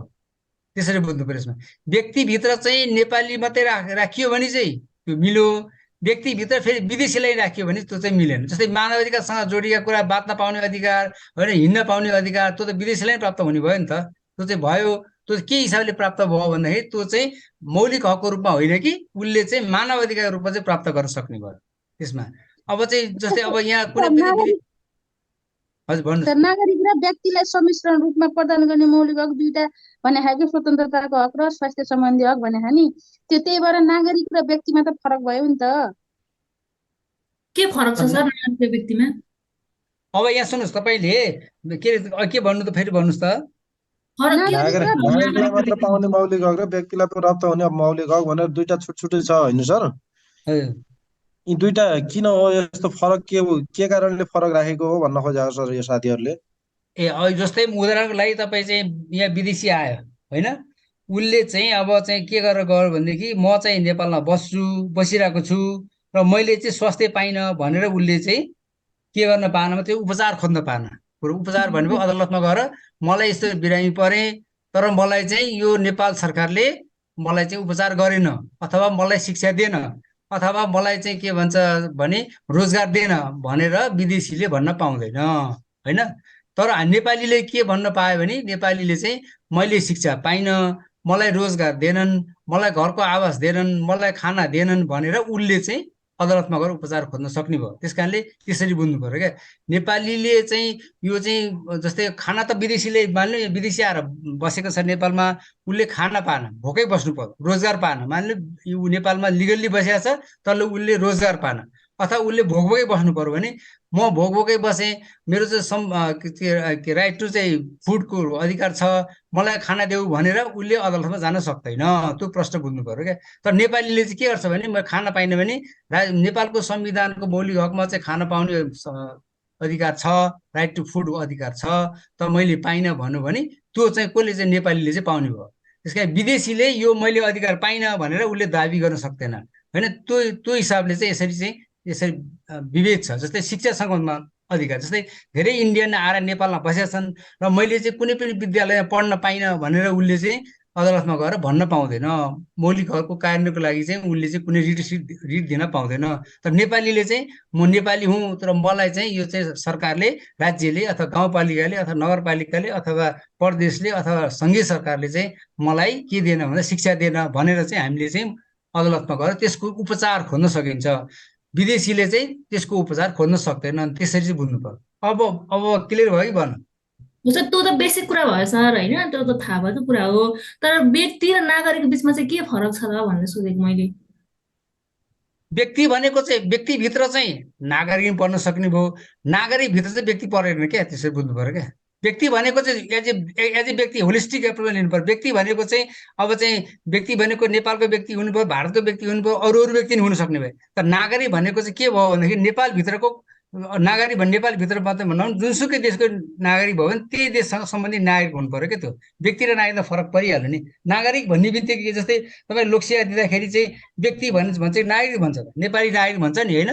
जस्तै यहाँ भारतका अथवा चाइनाका पनि व्यक्तिहरू छन् नि त, ती चाहिँ व्यक्ति भयो क्या। नागरिक भनेपछि त के भयो, राज्यको हक लिन सक्ने क्या, राज्यबाट चाहिँ कुनै उपचार पाउन सक्ने अधिकार लिन सक्ने भयो क्या। त्यसरी बुझ्नु। नागरिक र व्यक्तिमा धेरै डिफ्रेन्स छ। व्यक्ति त जस्तै हजुर त्यही सर कुरा छ। त्यसै व्यक्ति भनेको छ नि, जस्तो तपाईँको न्याय सम्बन्धी हकमा पनि के भनेको छ नि, कुनै पनि व्यक्तिलाई पक्राउ भएको कारणसहित सूचना नदिई थुनामा राख्ने छैन भनेर लेखाएको छ कि सर संविधानमा। त्यसले के भन्न खोजेको अब त्यो भनेको चाहिँ व्यक्ति त भन्यो होइन, तर त्यो विदेशी व्यक्ति होइन भन्न खोजेको क्या। त्यो व्यक्ति चाहिँ नेपाली व्यक्ति हो भन्न खोजेको क्या। त्यसरी बुझ्नु पर्यो क्या। यो मौलिक हक भन्ने बित्तिकै के बुझ्नु पर्यो भने यो विदेशीलाई होइन भन्ने बुझ्नु पर्यो क्या। यहाँले व्यक्ति लेख्यो नागरिक लेखेको छैन, तर बुझ्दाखेरि के बुझ्नु पर्यो भने मौलिक हक भन्ने कुरा आयो भने त्यो चाहिँ के हो भन्दाखेरि चाहिँ नेपालीलाई मात्रै हो अथवा कुनै पनि देशको मौलिक हक भनेर भने, जस्तै हामीले गरे भारतमा चाहिँ मौलिक हक छ त्यहाँको भनेर हामीले पाउँदैनौँ, उसको नागरिकलाई मात्रै हो। अथवा अमेरिका गएर मौलिक हक छ भनेपछि हाम्रो लागि मौलिक हक होइन, त्यो अमेरिकनको लागि मात्रै हो। जुनसुकै देशको पनि मौलिक हक भन्ने शब्द आयो भने चाहिँ व्यक्ति लेखोस् अथवा नागरिक लेखोस् अथवा जेसुकै लेखोस्, त्यो चाहिँ के भने त्यही देशको नागरिकको लागि मात्रै हो। मौलिक हक भन्ने शब्द आउँछ त्यो चाहिँ त्यही देशको लागि मात्रै हो क्या। त्यसै चाहिँ बुझ्नु पर्यो क्या यहाँहरूले। यसमा के व्यक्तिलाई प्राप्त हुने हक भनेर जुनसुकै देशको नागरिक भए पनि नेपालमा बसोबास गर्ने प्रत्येक व्यक्तिलाई दया मौलिक हकहरू प्राप्त हुनेछन् भनेर लेखेको छ कि सर। यो के सही हो गलत हो त सर? यो केमा लेखेको छ? संविधान लेखेको छ भने त्यो चाहिँ हो मानवाधिकार हिसाबले पाउने भयो। फेरि अघि यस्तो फेरि के आयो भनेदेखि त्यस्तो व्यक्तिले फेरि यो मेरो चाहिँ कार्यान्वयन गर्न भन्न जान पाउने अवस्था भएन होइन। त्यसरी गयो भनेदेखि चाहिँ व्यक्ति लेखे पनि त्यो चाहिँ अदालतमा उपचार पाऊँ भनेर चाहिँ लेख्न पाउने भएन। प्रत्येक व्यक्तिलाई समानपूर्वक बाँच्न पाउने अधिकार छ। कसैलाई पनि मृत्युदण्ड सजाय दिने गरी कानुन बनाइने छैन। जस्तै उदाहरणलाई चाहिँ समानपूर्वक बाँच्न पाउने, प्रत्येक व्यक्तिलाई समानपूर्वक बाँच्न पाउने अधिकार छ भनेपछि यो कुरा चाहिँ मुख्य गरी कसलाई भनेको भन्दाखेरि नेपाली नागरिकले भनेको क्या। यो बाँच्न पाउने त अब चाहिँ विदेशीलाई आउने बित्तिकै विदेशीले मार्न त पाउने कुरो भएन नि। यो मार्न नपाउने अधिकार के भयो भन्दाखेरि उसलाई चाहिँ मानव अधिकार हैसियतले उसलाई चाहिँ बाँच्न पाउने भयो ऊ चाहिँ। तर यो मौलिक हकको हैसियतले उसलाई यो अधिकार चाहिँ दिएको होइन। त्यसरी बुझ्नु पर्यो यहाँले। जब हामीले चाहिँ यो मौलिक हक भन्ने शब्द जब आउँछ त्यो चाहिँ के पर्यो भन्दाखेरि सम्बन्धित देशको नागरिकलाई मात्रै हो भनेर बुझ्नु पर्यो। त्यसो क्लियर भयो कि भन। जस्तै अब यो चाहिँ केही चाहिँ दफा के अरे धारा 16 मा सम्मानपूर्वक बाँच्न पाउने अधिकार भनेको छ के, प्रत्येक व्यक्तिलाई सम्मानपूर्वक बाँच्न पाउने हक हुनेछ भनेपछि यहाँ भारतको मान्छे आयो भनेदेखि चाहिँ मार्ने भनेको होइन क्या। त्यो बाँच्न पाउने अधिकार छ, तर बाँच्न पाउने अधिकार उसले के अन्तर्गत पायो भनेदेखि उसले चाहिँ त्यो अधिकार मानव अधिकार अन्तर्गत पायो। हाम्रो मौलिक हकमा लेखेको भए पनि उसले मानव अधिकार अन्तर्गत पायो। तर यो बाँच्न पाउने अधिकार भनेको चाहिँ जसरी कसैलाई चाहिँ मृत्युदण्ड दिन लाग्यो भने दिन पाउने गरी कानुनै बनाउन पाउने छैन भनेको छ। यो कानुन बनाउन विदेशीलाई चाहिँ दिन पाउने, अब चाहिँ नेपालीलाई दिन नपाउने भने त्यस्तो कानुन बनाउन सक्ने अवस्था छैन, किनभने मानव अधिकारको दस्तावेजले मृत्युदण्ड दिने छैन भन्ने व्यवस्था गरेको छ क्या। यो मानव अधिकारसँग सम्बन्धित दस्तावेजले पनि अन्तर्राष्ट्रिय जुन हाम्रो दस्तावेजलाई हामीले स्वीकार गरेको छौँ भनेर हाम्रो प्रस्तावना उल्लेख गरे, मानव अधिकारसँग दस्तावेजलाई नेपालले पनि स्वीकार गरेको छ। त्यस कारणले मृत्युदण्डसँग सम्बन्धित कानुन चाहिँ हामीले बनाउँदैनौँ भनेर हामीले प्रतिबद्धता पनि जाहेर गरेका। त्यस कारणले विदेशीलाई होस् स्वदेशीलाई होस् हामीले चाहिँ मृत्युदण्ड दिन त सक्दैनौँ। त्यस्तै गरी चाहिँ अब सम्मानपूर्वक बाँच्न पाउने अधिकार पनि सबैलाई विदेशीले लिन्छ, नेपाललाई लिन्छ, तर चाहिँ त्यसलाई चाहिँ सम्मानपूर्वक बाँच्न दिएन भनेर चाहिँ त्यसले चाहिँ उपचार खोज्ने चाहिँ अवस्था चाहिँ रहँदैन। यो मौलिक हक चाहिँ विदेशीलाई भन्दा स्वदेशीको लागि अथवा नागरिकको लागि, सम्बन्धित देशको नागरिकको लागि हो भन्ने चाहिँ बुझ्नु पर्यो क्या। यो चाहिँ यो दुईटा फरक फरक उसमा हालेको छ सर, यो किताबमा, त्यही भएर गलत हो कि सही हो भनेर हजुरलाई सोध्न खोजेको होइन सर। नागरिकलाई मात्र प्राप्त हुने मौलिक हकमा समानतापूर्वक के अरे समानताको हक भनेर त्यो नागरिकलाई मात्र प्राप्त हुने हक भयो होइन सर। त्यसै व्यक्तिलाई मात्र प्राप्त हुने हकमा के छ भने महिला हक, धर्म सम्बन्धी हक, गोपनीयताको हक, उपभोक्ता सम्बन्धी हक, यिनीहरू यो व्यक्तिलाई प्राप्त हुने हक भनेर त्यसमा छ। त्यो आउने नि दुईटा फरक फरक के हो, अब यो जुन तल यो धर्म सम्बन्धीको हक भनेर जुन व्यक्तिले पाउने भनेको छ नि सर, त्यसो भएपछि अब हामीले बुझ्ने मानव अधिकार सम्बन्धीको हकको अन्तर्गत उनीहरूले प्रयोग गर्न पाए भनेर त्यही सम्झिनु पर्यो होइन सर। त्यो सम्झिनु पर्यो त चाहिँ हुन्छ सर। जस्तै अब हामी व्यक्ति भनेपछि त्यो चाहिँ हामीले चाहिँ के सम्झ्नु पनि उसले चाहिँ अब चाहिँ कुनै नागरिकलाई प्राप्त, नागरिकलाई लेखेको छ नि त होइन, यससँग सम्बन्धित आर्थिकसँग सम्बन्धित सबै चाहिँ नागरिक लेखेको छ। व्यक्ति भनेपछि त्यो व्यक्तिले त पायो, तर त्यसको लागि चाहिँ के भन्दाखेरि त्यो चाहिँ हाम्रो यो चाहिँ नेपाली नागरिक भएको हिसाबले होइन कि एउटा मानवीय आधारमा पायो क्या उसले चाहिँ। त्यस बाँच्न पाउने अधिकार चाहिँ उसले मानवीय आधारमा पायो र त्यसलाई चाहिँ त्यो कतिपय अवस्थामा चाहिँ उसले चाहिँ के गर्छ भन्दाखेरि जस्तै अब यही स्वतन्त्रको हक हेर्नुहोस् न, कानुन बमोजिम बाहेक कुनै पनि व्यक्तिलाई वैयक्तिक स्वतन्त्रबाट वञ्चित गरिने छैन, तर प्रत्येक नागरिकलाई दिएको स्वतन्त्र हुनेछ भने यो चाहिँ नागरिकलाई दियो। वैयक्तिक स्वतन्त्र अरूलाई दिनुभयो, तर उसले पनि विदेशीले गर्यो भने यो चाहिँ मानव अधिकारसँग रिलेटेड भएर चाहिँ गर्ने भयो, तर हाम्रो मौलिक हकसँग रिलेटेड कुराहरू चाहिँ त्यसमा चाहिँ परेन। एउटा प्रश्न आएको के नेपालले नेपाललाई दिएको संविधान 2047 अगाडि मानव अधिकार पक्षमा थिएन सर? त्यो संविधानको दस्तावेजमै थिएन होइन। हाम्रो त मृत्युदण्ड हुने गरी कानुन व्यवस्था थियो, त्यो त यो 47 सालको संविधान भन्दा अगाडि त्यस्तो व्यवस्था छँदै थिएन। हामी मृत्युदण्डसँग सम्बन्धित कानुनै 2047 साल भन्दा अगाडि थियो। त्यस कारणले हामीले त त्यो मानव अधिकारले त्यो दस्तावेजले के भन्छ भने मृत्युदण्ड दिने गरी कानुन बनाइने छैन भन्ने प्रश्न लेखेको छ। त्यस कारण यो त सम्बन्धित नै रहेन नि।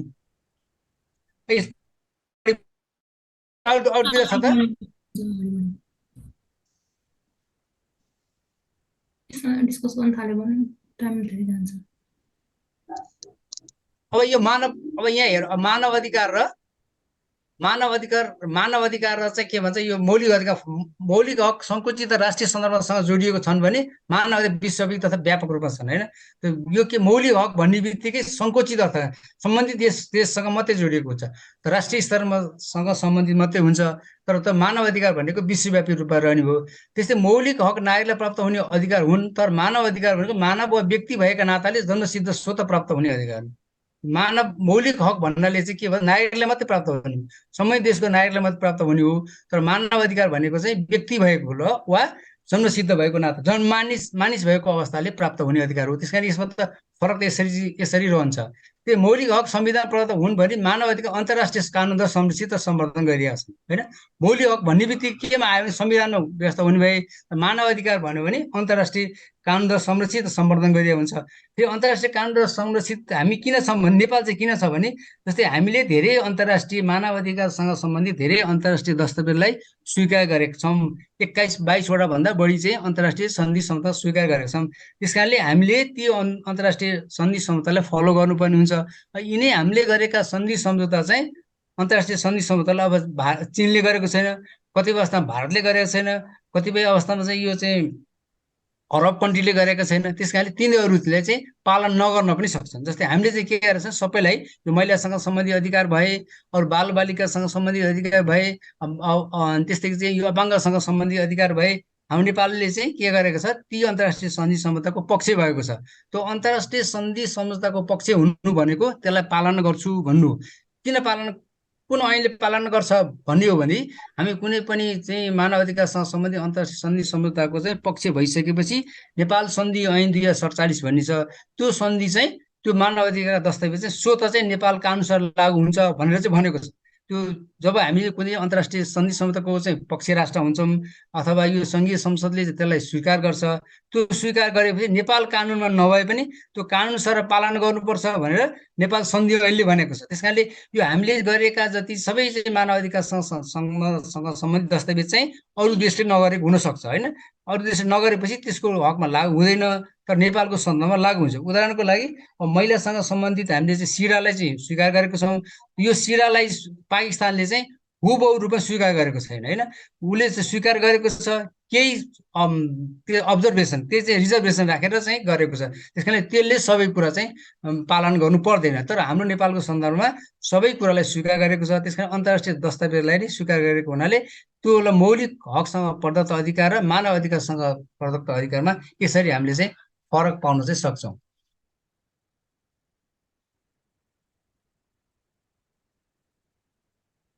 अब यो मानव अधिकार उल्लङ्घन गर्यो भने चाहिँ अन्तर्राष्ट्रिय चाहिँ दायित्व सिर्जना हुन्छ होइन। अन्तर्राष्ट्रिय तर मौलिक हकको उल्लङ्घन गरेमा चाहिँ राष्ट्रिय त्यस्तो अन्तर्राष्ट्रिय दायित्व नै राष्ट्रिय दायित्व चाहिँ सिर्जना हुन्छ होइन। त्यसरी यसमा पनि फरक दिन्छ। मानव अधिकारको हकमा कूटनीतिक संरक्षणको अभ्यास गरिने प्रचलन रहेको छ, त मौलिक हकको त्यस्तो हुँदैन।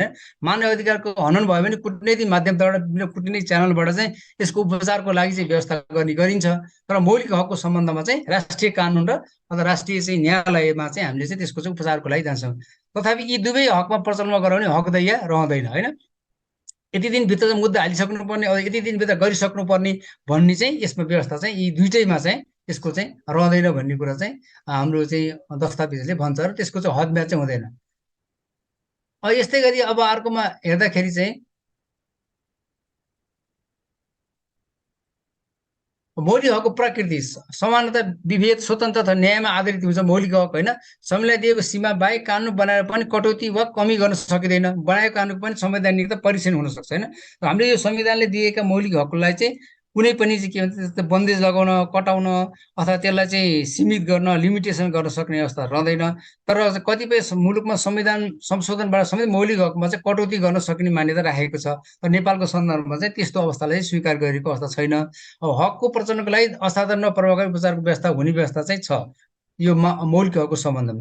राज्यको विरुद्धमा नागरिकलाई प्रदान गरिएको हुन्छ।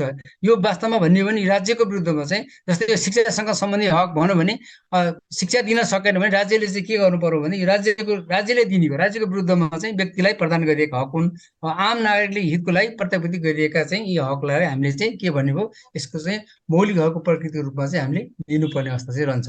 अब केही मौलिक हकमा रोक, तर यति हुँदाहुँदै पनि फेरि मौलिक हकमा रोक लगाउन सक्ने गरी फेरि संविधानले नै व्यवस्था गरेको छ। कतिपय अवस्थामा संविधानले नै त्यस्ता मौलिक हकलाई बन्देज लगाउन सक्ने भन्ने व्यवस्था यो मौलिक हकसँग सम्बन्धित यो भाग 3ले पनि कतिपय अवस्थामा चाहिँ रेस्ट्रिक्सन गरेको छ। जस्तै उदाहरणको लागि राष्ट्रको सार्वभौमिकता अखण्डको संरक्षणको लागि चाहिँ सन्दर्भमा चाहिँ हामीले कुनै पनि राष्ट्रिय अखण्डतालाई अक्षुण्ण राख्नको लागि अथवा संरक्षण गर्नको लागि त्यो मौलिक हकलाई हामीले बन्देज लगाउने गरी कानुन बनाउन सक्ने भन्ने व्यवस्था चाहिँ यो चाहिँ संविधानले प्रदान गरेको छ। त्यस्तै विभिन्न जाति बिच चाहिँ अब एकदम चाहिँ उच्छृङ्खलता भयो अथवा चाहिँ त्यसमा विभेद भयो भने त्यस्तो अवस्थामा पनि यो चाहिँ के सुसम्बन्ध कायम गर्नको लागि पनि त्यसमा रोक लगाउने कानुन बनाउन सक्ने अधिकार चाहिँ फेरि यो चाहिँ संविधानले दिएको अवस्था छ।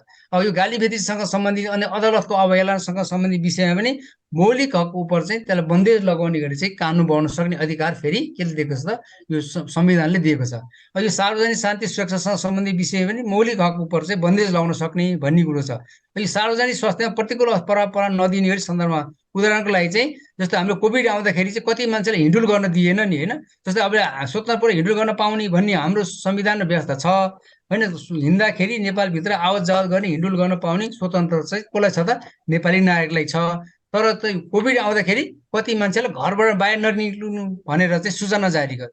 त्यो किन जारी गर्यो भन्दाखेरि सार्वजनिक हितको लागि, धेरै मान्छेको हितको लागि चाहिँ त्यो के गर्यो त भन्दा प्रतिबन्ध लाउने गरी सूचना जारी गर्यो। त्यसो हेर्दाखेरि त संविधानले चाहिँ हिँडडुल गर्न पाउने अधिकार छ, तिमीहरू चाहिँ यसरी थुनेर राख्छौ भन्न पाउने हो नि त। तर त्यस्तो अवस्थामा चाहिँ फेरि के सरकारलाई अथवा चाहिँ कानुन बन्ने अधिकार के रह्यो भने सार्वजनिक स्वास्थ्यमा प्रतिकूल असर पर्छ भने त्यस्तो बेला चाहिँ हिँड्न डुल्न पाइँदैन। अब हामीले देखेकै कुरा हो नि, कोभिडको बेला चाहिँ घरबाट बाहिर ननिक्लिनु भन्छ, जब कि त्यसो भन्न अरू बेला भन्न पाइन्छ त। त्यसो भन्यो भने त अदालतले त्यो सम्बन्धित जसले त्यसो गर्छ त्यसलाई चाहिँ त्यो मुद्दालाई खारेज गरिदिन्छ। तर त्यो बेला अदालतले किन बोलेन भन्दाखेरि सार्वजनिक हितको लागि प्रतिकूल हुने गरी प्रभाव पार्ने गरी सन्दर्भमा चाहिँ त्यसरी रोक लगाउने गरी कानुन बन्न पाइयो। त्यस कारणले मौलिक हक हुँदै पनि कतिपय अवस्थामा चाहिँ रोक लगाउन सकिने अवस्था चाहिँ रहने छ। यसको उदाहरण त प्रत्यक्ष उदाहरण त हामीले चाहिँ यो कोभिडको बेला पनि देख्यौँ। कुनै कार्यको लागि योग्यता स्वत तोक्न सक्ने होइन। जस्तै अब कुनै अहिले चाहिँ हाम्रो समावेशीको सिद्धान्त छ।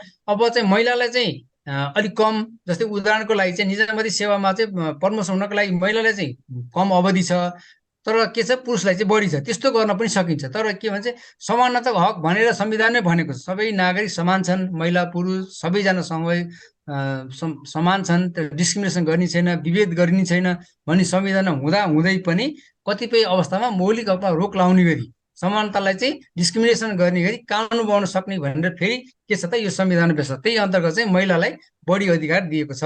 त्यो पनि के भन्छ रोक लगाउन सक्ने चाहिँ एउटा संवैधानिक मौलिकताको हो। राज्यमा सङ्कट परेको अवस्थामा चाहिँ मौलिक हकमा त बन्देज लगाउन सक्ने अवस्था चाहिँ छ होइन। राज्यमा ठुलो सङ्कट आयो, भूकम्पको बेला चाहिँ सङ्कट आयो भने अथवा योभन्दा ठुलो प्रकोप आयो भने त्यसमा चाहिँ राज्यका सबै अधिकारहरू, नागरिकका सबै अधिकारहरू रहँदैनन्। त्यस्तो गर्नको लागि चाहिँ सङ्कटकाल लाग्यो भने ती अधिकारहरू प्रयोग गर्न सकिँदैन भने फेरि यही संविधान व्यवस्था। त्यसै मौलिक हक रहँदै पनि कतिपय अवस्थामा त्यस्ता मौलिक हकलाई चाहिँ विभेद गर्ने, त्यसलाई रोक लगाउन गरी चाहिँ हामीले फेरि कानुन बनाउन सक्ने भन्ने व्यवस्था चाहिँ यो संविधानमा चाहिँ प्रष्ट रूपमा छ। त्यस कारणले हामीले मौलिक हकलाई चाहिँ एउटा अधिकारको रूपमा लिँदै पनि कतिपय अवस्थामा हामीले त्यसको प्रयोग गर्न पाउने छैनौँ। त्यसको मुख्य उदाहरणको रूपमा हामी लिँदाखेरि कोभिडको बेलामा हामी घरबाट बाहिर ननिक्लिनु भनेर सरकारले सूचना जारी गरेको थियो, जबकि त्यो साधारण अवस्थामा जारी गर्न सक्दैन। यस्तै गरी यो स्वतन्त्रतासँग सम्बन्धित कुरामा, यो सञ्चारको कुरामा, सम्पत्तिको कुरामा होइन, अब चाहिँ यो चाहिँ सम्पत्तिको हक गोप्य रहने छ होइन, सूचनाको हक गोप्य रहने भनेको छ, गोपनीयताको हक भनेको छ। तर चाहिँ कुनै विषयमा चाहिँ अब चाहिँ कुनै चाहिँ सार्वजनिक निकायबाट होइन, जस्तै उदाहरणको लागि सम्पत्तिको हक चाहिँ गोप्य रहने छ, सम्पत्ति देखाउनु पर्ने छैन भनेको छ। तर कहीँबाट इन्भेस्टिगेसन हुने भयो होइन, अब अधिकार प्राप्त निकायबाट इन्भेस्टिगेसन हुने भयो अथवा चाहिँ हाम्रो संवैधानिक निकायबाट त्यो सम्पत्तिसँग सम्बन्धी हकको चाहिँ के अरे त्यसको चाहिँ सबै चाहिँ सम्पत्ति खोज्न सक्ने अधिकार चाहिँ फेरि के गर्छ त त्यो सक्छ। त्यस कारणले संविधानले अधिकार दिए पनि अब कतिपय अवस्थामा चाहिँ फेरि त्यो खोज्न सक्ने भन्ने अधिकार चाहिँ रहन्छ। सूचनाको हक भनेको छ, सूचना प्रत्येक सूचना पाउनुपर्छ, सूचना दिनुपर्छ भनेको छ संविधानले। तर यो कतिपय अवस्थामा चाहिँ के छ सूचनालाई नदिन गरी पनि फेरि कानुन बन्न सक्ने अधिकार चाहिँ केले दिएको छ भन्दाखेरि त्यही चाहिँ संविधानले दिएको छ। त्यस कारणले संविधानले दिँदै पनि त्यसमा चाहिँ के छ त यो चाहिँ अवरोध गर्ने अथवा त्यसमा प्रतिबन्ध लगाउने गरी कानुन बन्न सकिन्छ होइन। रोजगारको हक भनेको छ, रोजगारको हक भनेपछि सबैलाई रोजगार दिनुपर्ने हो नि त्यो हिसाबले, तर त्यसमा चाहिँ शर्त तोक्न सक्ने। जस्तै अब कसैलाई रोजगार दिने भनेपछि तिमी चाहिँ बिए पास भए मात्रै दिन सक्छु भन्न सक्ने भयो, कसैलाई आइए पास भएपछि मात्रै दिन सक्ने भयो। तर सबैलाई चाहिँ फेरि रोजगारको हक नहुने गरी पनि फेरि कानुन बन्न सक्ने चाहिँ अवस्था रहन्छ। त्यो रोजगार दिनको लागि पनि संविधानले चाहिँ रोजगारको हक भनेको छ, तर चाहिँ त्यसमा शर्त तोक्ने गरी चाहिँ के गर्ने सक्ने भयो भन्दाखेरि हामीले चाहिँ कानुन बनाउन सक्ने अवस्था चाहिँ फेरि संविधानले चाहिँ दिएको छ, र जुन कुरालाई अदालतले पनि स्वीकार गरेको अवस्था चाहिँ छ। यो राष्ट्रप्रति निष्ठावान हुँदै नेपालको यो चाहिँ अब अर्को चाहिँ यो हाम्रो चाहिँ अहिले संविधानको मौलिक हकको एउटा अलावा चाहिँ यो संविधानमा चाहिँ एउटा यो 4वटा कुराहरू चाहिँ लेखिएको छ होइन। यो चाहिँ कर्तव्यको रूपमा लिएको छ, जस्तै राष्ट्रप्रति निष्ठावान हुनुपर्ने, संविधान पालन गर्नुपर्ने, जुन कुरा मैले हिजो नि भनेको थिएँ। अर्को महत्त्वपूर्ण कुरा के छ, यो संविधानको पालन गर्नुपर्ने भने प्रत्येक व्यक्तिको कर्तव्य हुने छ भने संविधानको धारा 1ले नै प्रष्ट रूपले चाहिँ गरेको छ होइन। संविधानको धारा 1ले नै प्रष्ट रूपले चाहिँ यो त्यसमा पनि यसको प्लस चाहिँ के गरेको छ भन्दाखेरि यो धारा 1ले पनि धारा 1 को उपधारा 2ले पनि के छ त यो कर्तव्यमा उल्लेख गरेको अवस्था छ। अब यो मौलिक हकको नागरिक कर्तव्य पालन गर्नुपर्छ भन्ने विषयमा चाहिँ अन्य देशहरू पनि यस्तो प्रचलन चाहिँ रहेको छ, जुन चाहिँ राज्यप्रति कलेक्टिभ हिसाबले गर्न सक्ने, जस्तै रुस, चीन, जापान होइन। भारतको संविधानमा पनि नागरिकले कर्तव्य पालन गर्नुपर्छ भन्ने व्यवस्था चाहिँ रहेको पनि छ। यो संविधानको व्याख्याकर्ताको अवस्था पनि राज्यले सहयोग गर्नुपर्छ, संविधान अनुसार व्याख्या गरेका कुराहरूलाई चाहिँ राज्यका नागरिकले चाहिँ त्यसलाई चाहिँ सहयोग गर्नुपर्छ भन्ने छ। र तर यति हुँदै पनि कुनै पनि देशको संविधानमा चाहिँ नागरिकले चाहिँ यो कर्तव्य पालन गर्नुपर्छ भनेर चाहिँ नलेख्दैमा चाहिँ फेरि उसले जे पाए उही गर्न पाउने भन्ने चाहिँ त्यसको चाहिँ होइन। किनभने नागरिकको कर्तव्य चाहिँ अरू कानुनले पनि व्यवस्थित गर्न सक्ने अवस्था चाहिँ रहन्छ। जब हामी चाहिँ यो संविधान भन्छौँ अथवा मौलिक अधिकार भन्छौँ होइन, त्यो भन्ने बित्तिकै हामीले के हेर्नु पर्यो भनेदेखि चाहिँ यो जस्तै अब फन्डामेन्टल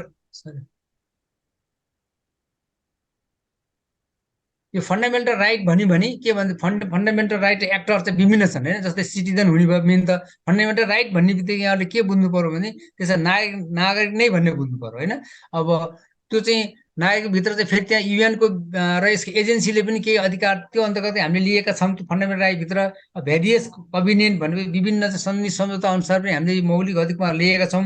सुप्रिम कोर्टको डिसिजनले पनि कतिपय अवस्थामा चाहिँ के गर्छ त, यो चाहिँ यो के गर्छ भन्दाखेरि यो सुप्रिम कोर्टको डिसिजनले पनि कतिपय अवस्थामा चाहिँ यो चाहिँ एउटा मौलिक हकको रूपमा चाहिँ भूमिका खेल्छ। जस्तै उदाहरणको लागि यहाँहरूले चाहिँ अस्ति एउटा योभन्दा अगाडि केही समय 6-7 महिना अगाडि चाहिँ यो फ्रान्सको एउटा चाहिँ चार्ल्सलाई चाहिँ होइन, यो किलर के सिरियस किलरलाई चाहिँ उसले छोड्यो। तर उसले मौलिक हकको रूपमा भन्दा नि उसले के को अधिकार रूपमा पायो भन्दाखेरि यो मानवीय हिसाबमा चाहिँ उसले चाहिँ कैद भुक्तान गर्नु परेन होइन। नेपालको कानुनको उदाहरण त दियो, तर उसले चाहिँ यो नागरिक हैसियत भन्दा पनि यो चाहिँ के हिसाबले पायो भन्दाखेरि यो चाहिँ मानवीय हिसाबले, मानवताको नाताले र मानवसँग सम्बन्धित हाम्रो विभिन्न दस्तावेजको हामी नेपाल पक्ष भएको हिसाबले उसले चाहिँ अदालतमा गएर चाहिँ यसले चाहिँ छुटकारा पाएको अवस्था चाहिँ छ।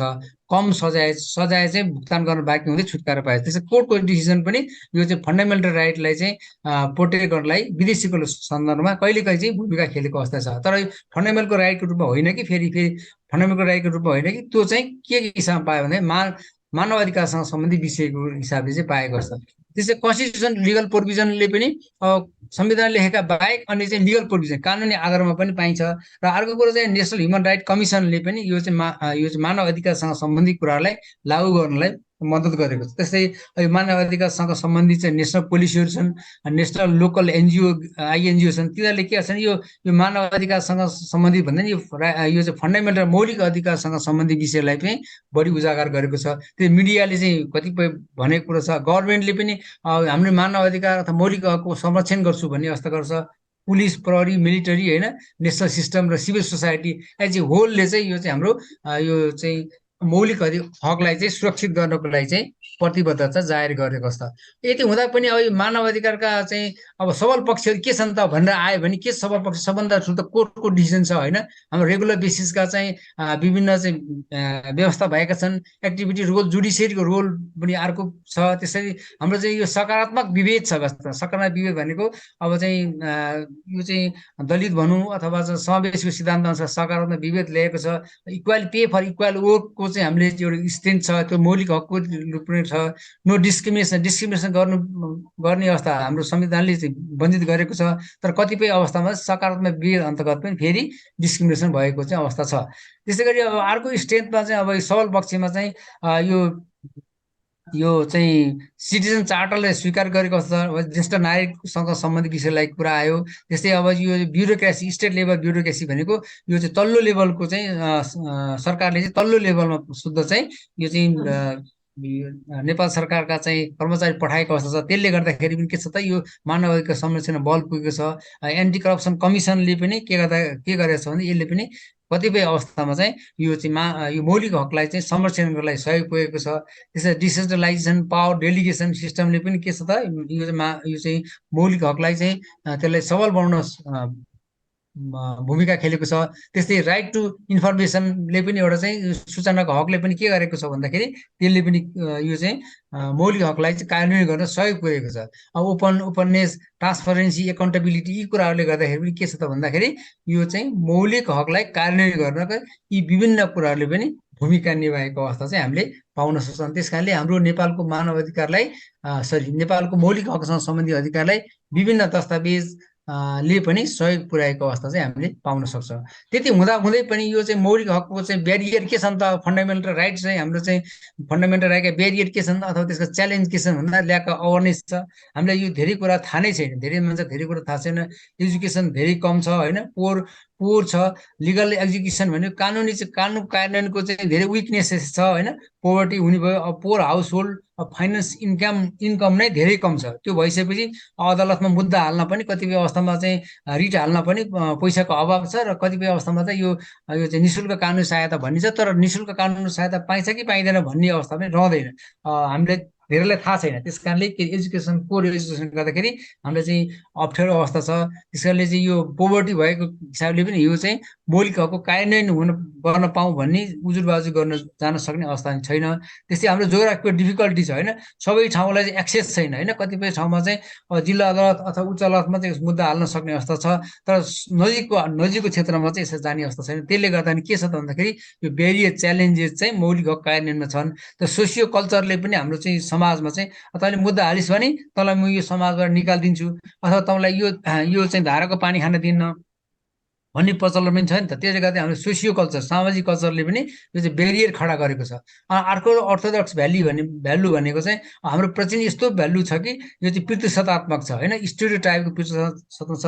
अरू जाति अथवा अरू धर्म अथवा अरू वर्गलाई चाहिँ नमान्ने उच्च वर्ग उच्च चाहिँ मतलब पुरुष वर्गलाई चाहिँ बढी चाहिँ महत्त्व दिएको छ। यी कुराले गर्दाखेरि के छ त भन्दाखेरि हाम्रो चाहिँ च्यालेन्ज छ यो चाहिँ यो मौलिक हकको कार्यान्वयनको लागि चाहिँ विभिन्न च्यालेन्जहरू चाहिँ रहेको अवस्था चाहिँ छ। यो मौलिक हकको कार्यान्वयन के च्यालेन्ज छन् भनेर आयो भने हामी यहाँहरूले चाहिँ यसरी चाहिँ यी विभिन्न कुराहरू योभन्दा बढी पनि छन्लाई, त यी कुराहरूलाई चाहिँ मुख्य रूपले लेख्नु भयो भने त्यसलाई पनि यस्तो के छ त त्यसको चाहिँ यसको स्ट्रेन्थ चाहिँ बढाउने छ भन्ने चाहिँ मैले भने। त्यसकै च्यालेन्जको हिसाबले गर्दाखेरि अर्को च्यालेन्ज के छ भन्दा यो हाम्रो कन्स्टिट्युसन नयाँ छ होइन, अब यो धेरैलाई त 31वटा छ, 31वटा कसरी कार्यान्वयन गर्ने। अब हामीले अघि नै यहाँहरू चाहिँ लगभग सबै बिए पास डिग्री गरेको हुनुहुन्छ होला होइन, यो नागरिक हक व्यक्ति हक मौलिक हक अथवा मानव अधिकार भन्ने नै हामीले आफूले छुट्याउन चाहिँ अप्ठ्यारो छ।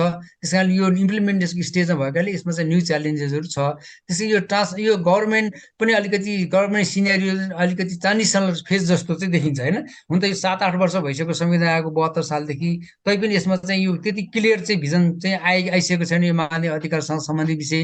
त्यस्तै गरी अब यो एक्सपिरियन्स यो चाहिँ सङ्घात्मक व्यवस्थाको हामीले चाहिँ नयाँ चाहिँ प्रयोग छ, त्यसले गर्दा नै यो चाहिँ मानव अधिकारलाई चाहिँ सर यो मौलिक अधिकारलाई पालन गर्न च्यालेन्ज थपेको छ। यो पिपुल एक्सपेक्टेसन चाहिँ धेरै हाई छ होइन, पिपुलले चाहिँ धेरै एक्सपेक्टेसन गरेको छ, तर एक्सपेक्टेसन अनुसारको चाहिँ यो चाहिँ मौलिक हकको कार्यान्वयनको अवस्था चाहिँ कमजोर छ होइन। अनइम्प्लोइमेन्ट त त्यसै अनइम्प्लोइमेन्ट भइसकेपछि विभिन्न कुराहरू सोच्ने विभिन्न कुराहरू फर्म गर्ने, जस्तै अहिले हामीले चाहिँ सोसियल मिडिया हेर्दाखेरि विभिन्न कुराहरू आउँछ होइन। यो किन आयो भन्दाखेरि बढी चाहिँ अनइम्प्लोइमेन्टको कारणले नै यस्तो चाहिँ मान्छेलाई फुर्सद छ, फुर्सद भएपछि के गर्ने भयो अनइम्प्लोइमेन्टले गर्दाखेरि यस्ता कुराहरू बढी भयो। अब पोर इकोनोमिक कन्डिसन त यो त झन् हाम्रो महत्त्वपूर्ण कुरा नै भयो, हाम्रो गरिबीले गर्दाखेरि यो सबै कुराहरू चाहिँ भएको अवस्था छ। अनि अर्को महत्त्वपूर्ण कुरा भेरियस पोलिटिकल पार्टी छ, एउटा पार्टीले चाहिँ अब एउटा सरकारले एउटा कुरा गर्छ, अब अर्को पार्टीले अर्को कुरा भनिदिन्छ, त्यस कारणले मान्छेलाई कन्फ्युजन छ होइन, के चाहिँ सही त्यो अरू पार्टीले भनेको ठिक हो कि सरकारले भनेको ठिक हो कि के हो भन्ने मान्छेलाई कन्फ्युज छ। किन कन्फ्युजन भन्दाखेरि चाहिँ यो चाहिँ हाम्रो चाहिँ त्यसको level of the thinking level of एजुकेसनले पनि फरक पार्छ होइन। त्यस कारणले जजमेन्ट गर्ने अवस्था छैन। त्यस कारणले भेरियस पोलिटिकल पार्टीले गर्दा पनि हाम्रो चाहिँ यो मौलिक हकको च्यालेन्ज थपेको छ, किन एउटाले चाहिँ एउटा कुरो भनिदिन्छ हो कि त जस्तो लाग्छ होइन, तर नहुन पनि सक्छ होइन। त्यस कारण त्यो पनि एउटा ब्यारियरको रूपमा चाहिँ अथवा च्यालेन्जको रूपमा चाहिँ हामीले लिन सक्छ। Lack of collaboration and cooperation between government एनजिओले चाहिँ ठुल्ठुलो कुरा गरेको हुन्छ, तर गभर्मेन्टको चाहिँ त्यसको चाहिँ आफ्नो स्ट्रक्चर आफ्नो चाहिँ क्षमता कम हुन्छ होइन। त्यसले गर्दाखेरि यो कोअर्डिनेसन नभएको कारणले गर्दाखेरि पनि यो चाहिँ मौलिक हकलाई कार्यान्वयन गर्नको लागि चाहिँ च्यालेन्जहरू चाहिँ छन्। यो मौलिक हक के हुन् भन्दाखेरि च्यालेन्जहरू चाहिँ हामीले चाहिँ लेख्न सक्यो भने त्यसमा चाहिँ त्यो नाम दिनुभन्दा यी च्यालेन्जहरू छन्, मौलिक हक त छन् तर यी च्यालेन्जहरू चाहिँ बढिरहेको छ भनेर लेख्न सकिन्छ।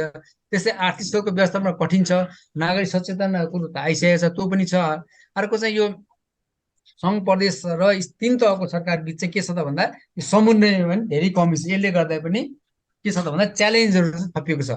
अब मौलिक हकको कार्यान्वयनमा सङ्घ प्रदेश तहको भूमिका पनि अलिकति छैन। मतलब यो मौलिक हकलाई कसरी कार्यान्वयन गर्ने, कुन हिसाबले लाने भन्ने विषयमा पनि यो चाहिँ यो तीनटा सरकारको बिचमा चाहिँ कुनै समन्वय र भूमिका रहेको छैन। अब मानव स्रोत व्यवस्थापनको पनि कमी छ, सङ्कुचित स्रोत तथा मानसिकता पनि हाम्रो चाहिँ के छ, कमजोर छ। त्यस कारणले यो मौलिक हक कार्यान्वयन, मौलिक हकका विभिन्न 31वटा धारा हुँदा हुँदै पनि यो चाहिँ गाह्रो छ। एउटा सरले चाहिँ वो क्युएलले बढी छिटो भयो कि सर बुझेर बिस्तारै पढ्नु भयो हुन्थ्यो भनेर चाहिँ भन्नुभएको चाहिँ अब यो टाइम चाहिँ सकिन लाग्यो होइन, त्यस कारणले मैले भनेको हो। अब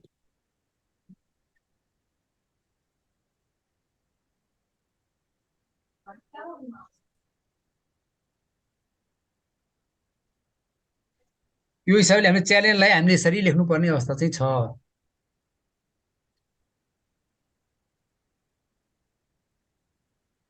अब यो देख्नुहुन्छ अन्तमा यो देख्नु भएको छ, के लेखेको छ?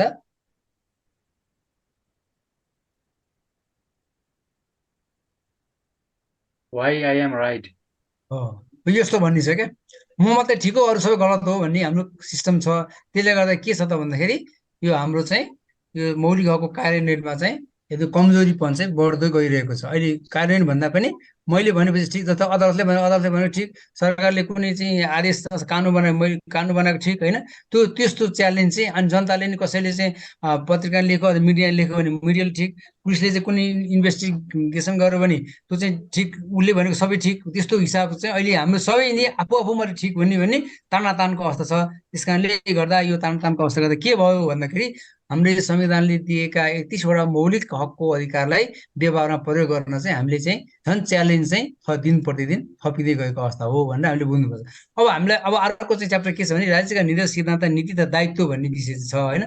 यसमा हामीले सरसरी हेरौँ यसमा चाहिँ के रहेछ त भनेर हेर्दाखेरि वास्तवमा यो राज्यका निर्देश सिद्धान्त भन्ने बित्तिकै यो चाहिँ एउटा मार्गनिर्देशक मात्रै हो होइन, यो चाहिँ गाइडलाइन हो। जस्तै अब अघि हामीले के भन्यो भने मौलिक हक भनेको मौलिक हकको कार्यान्वयन भन्न भने त्यसका मौलिक हक अनुसारको चाहिँ हामीले कुनै अधिकार पाएनौँ अथवा शिक्षासँग सम्बन्धी अथवा रोजगारसँग सम्बन्धी अथवा स्वास्थ्यसँग सम्बन्धी हामीले पाइनौँ भने त्यो चाहिँ मैले पाइनँ भनेर कुनै पनि नागरिक चाहिँ अदालतमा जान सक्ने भयो। तर यो निर्देश सिद्धान्त अथवा चाहिँ लेखेका कुराहरू अथवा राज्यका निर्देश सिद्धान्त उल्लेख भएको कुराहरू कार्यान्वयन गर भनेर चाहिँ अदालतमा जान सक्ने छैन, किनभने यो चाहिँ यो मार्गनिर्देश सरकारको लागि एउटा चाहिँ दिशानिर्देश गाइडलाइन जस्तो हो। त्यसैले यसलाई चाहिँ हामीले गाइडलाइनको अवस्था भन्छ।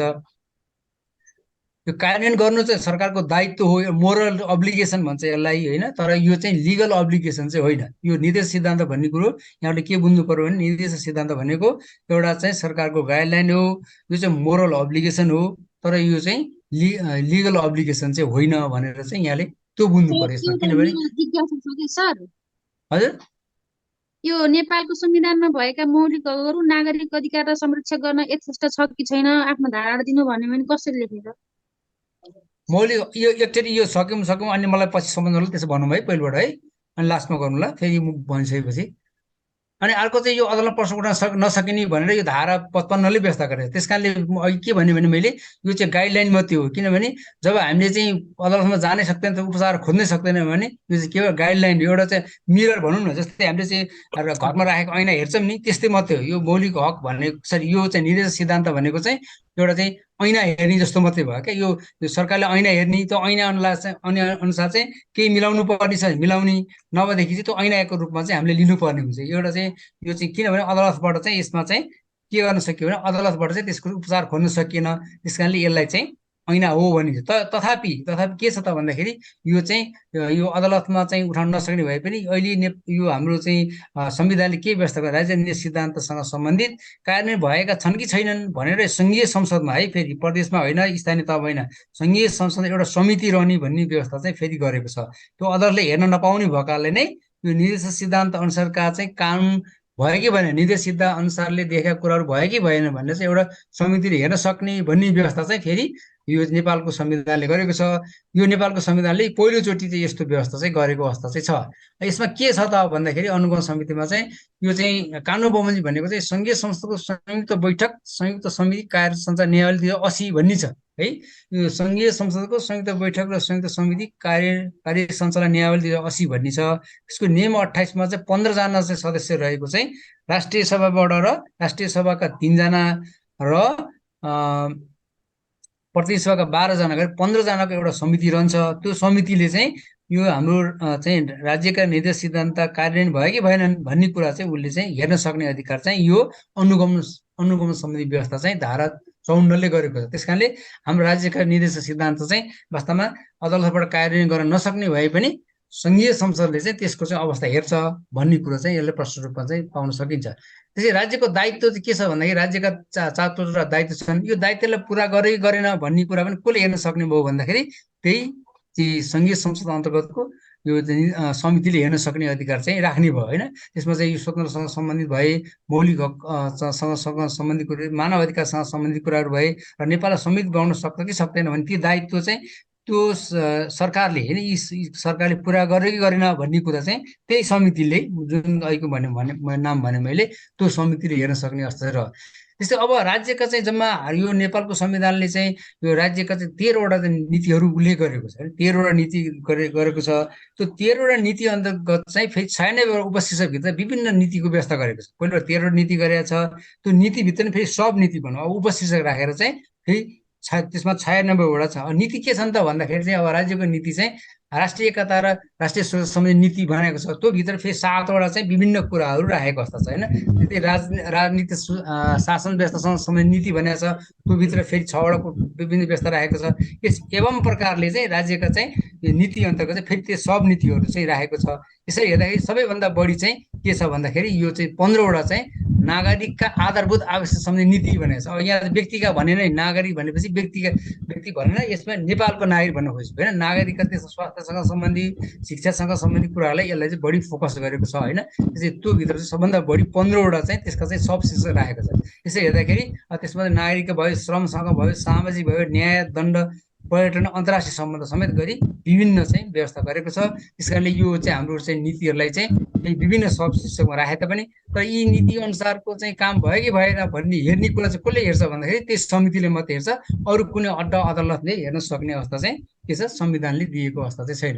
अब अर्को कुरा चाहिँ यो राज्यका निर्देश सिद्धान्त नीतिहरूमा चाहिँ फन्डामेन्टल प्रिन्सिपल अफ गभर्नेन्स भनिन्छ हामी। यो चाहिँ सरकारको लागि मार्गनिर्देशन यो अनुसारको चाहिँ जस्तै शिक्षा नीति छ भने यो शिक्षा नीति चाहिँ यो निर्देश सिद्धान्त त्यो शिक्षा नीतिको विपरीत चाहिँ फेरि सरकारले चाहिँ बनाउन पाइएन।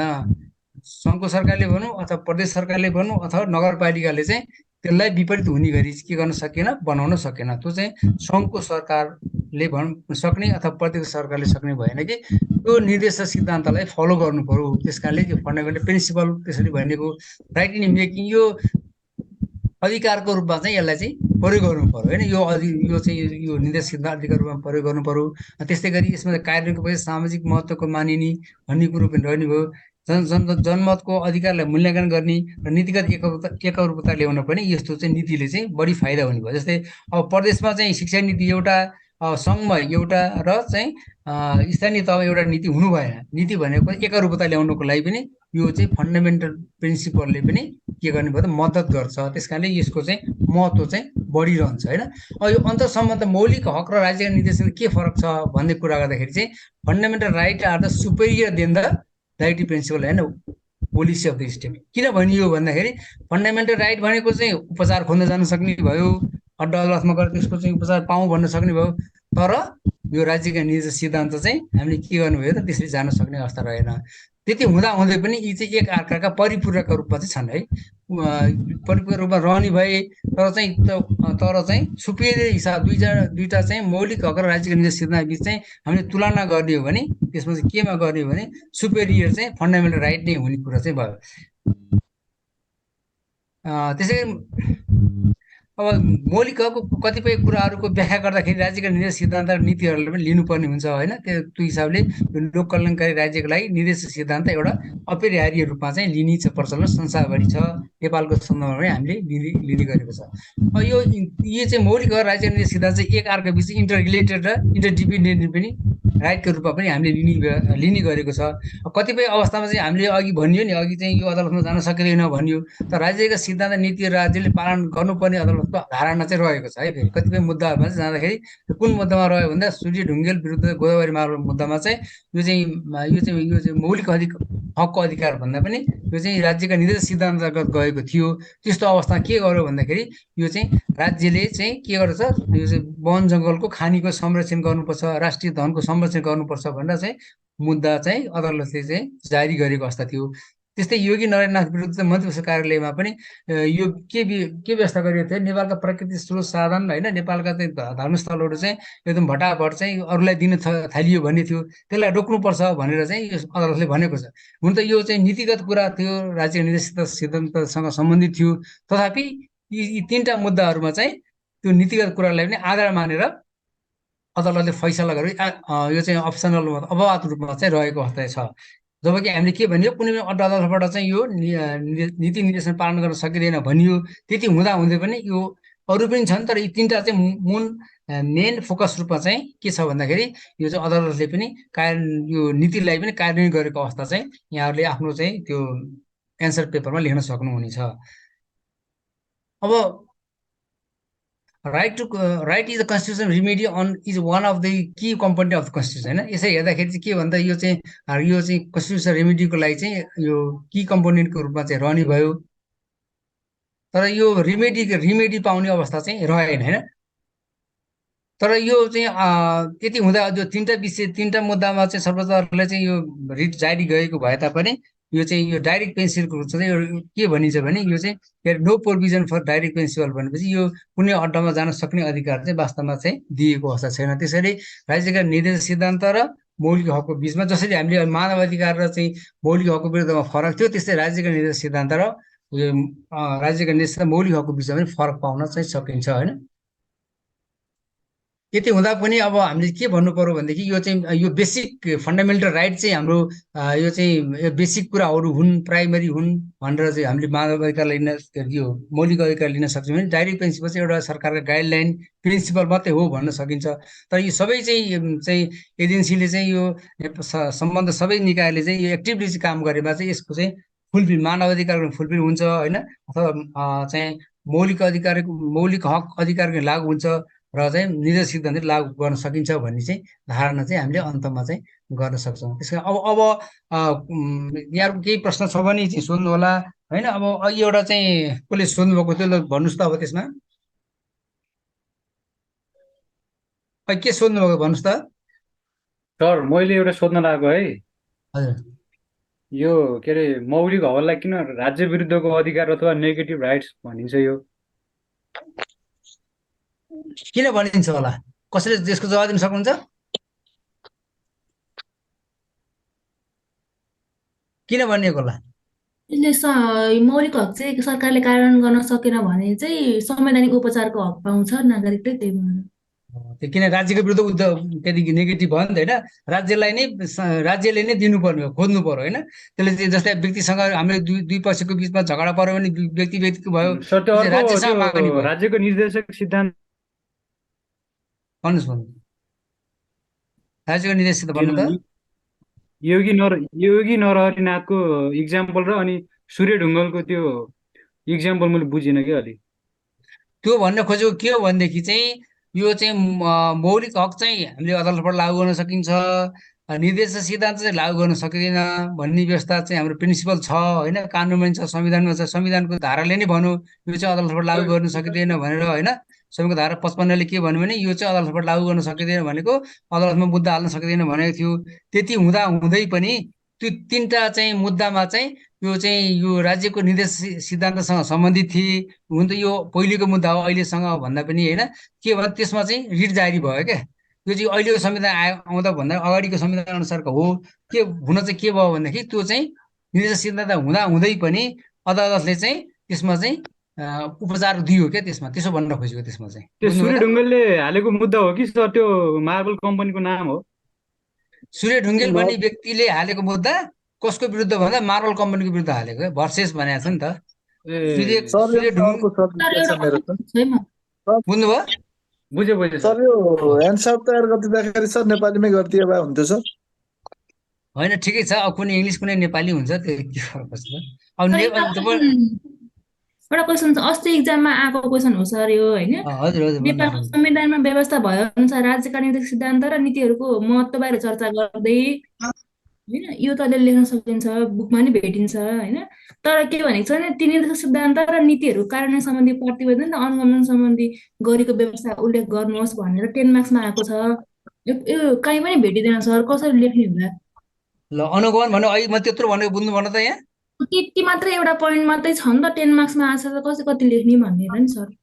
अब चाहिँ पहिले चाहिँ तपाईँले चाहिँ भूमिका लेख्नु पर्यो होइन, यस्तो चाहिँ यस्तो छ भनेर। यो कार्यान्वयन गर्ने राज्यका निर्देश सिद्धान्त, राज्यका चाहिँ निर्देश सिद्धान्त कार्यान्वयन भयो कि भएन भनेर चाहिँ पहिलेबाट चाहिँ के छ भन्दाखेरि यस्तो व्यवस्था थिएन होइन। अब अहिले चाहिँ के भयो भन्दाखेरि त्यस्तो व्यवस्थाको लागि चाहिँ अदालतमा जान नसक्ने भन्ने संविधानको धारा 55ले भन्यो। त्यति हुँदा हुँदै पनि के व्यवस्था गर्यो भने नेपालको संविधानले चाहिँ एउटा समिति चाहिँ बनाउन सक्ने अवस्था रह्यो होइन। यो राज्यको अनुगमन गर्ने भनेर अनुगमनसँग सम्बन्धित धारा 54ले व्यवस्था गर्यो होइन, कानुन बमोजिम बनाएको छ होइन। अब प्रश्न उठाउन नसक्ने भयो अदालतमा, नसकेपछि चाहिँ अनुगमन गर्यो।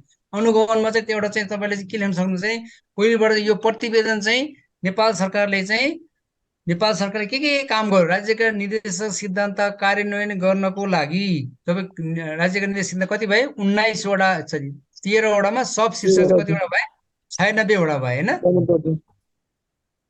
त्यो कार्यान्वयन गर्नु हजुर के भयो जस्तो तपाईँले देखाउनु भएको छ नि, यति कुरा चाहिँ मैले पनि लेखेँ होइन, तर त्योभन्दा बढी लेख्न आएन। तर यो क्वेसनले चाहिँ महत्त्वलाई कति मार्क्स र यसलाई कति मार्क्स छुट्याएको छ र कति लेख्ने हो सर? महत्त्व त यो यहाँले फोकस चाहिँ के गर्नु पर्यो भने पहिलेबाट चाहिँ अनुगमनसँग सम्बन्धित व्यवस्था चाहिँ कसरी दिनु पर्यो भने पहिलेबाट चाहिँ यो अदालतबाट चाहिँ यो सुनाइ नहुने हुनाले यो चाहिँ नयाँ व्यवस्था हो होइन। अनुगमनको लागि राज्यले चाहिँ जम्मा चाहिँ 13वटा चाहिँ नीतिहरू र 96 उपशीर्षकमा राखेका व्यवस्था चाहिँ नेपाल सरकारले कार्यान्वयन गर्यो कि गरेन भनेर त्यसको प्रतिवेदन चाहिँ प्रत्येक वर्ष राष्ट्रपतिलाई पेश गर्नुपर्छ है। पहिलेबाट राष्ट्रपतिलाई पेश गर्नु पर्यो त्यो प्रतिवेदन बनाएर क्या। जस्तै हामीले चाहिँ यो वर्षभरि यो चाहिँ राष्ट्रिय नीति लागू गरेँ, यो चाहिँ रणनीति बनाएँ, यो चाहिँ उद्योग धन्दा गरेँ भनेर त्यसको चाहिँ प्रतिवेदन राष्ट्रपतिलाई बुझाउनु पर्छ।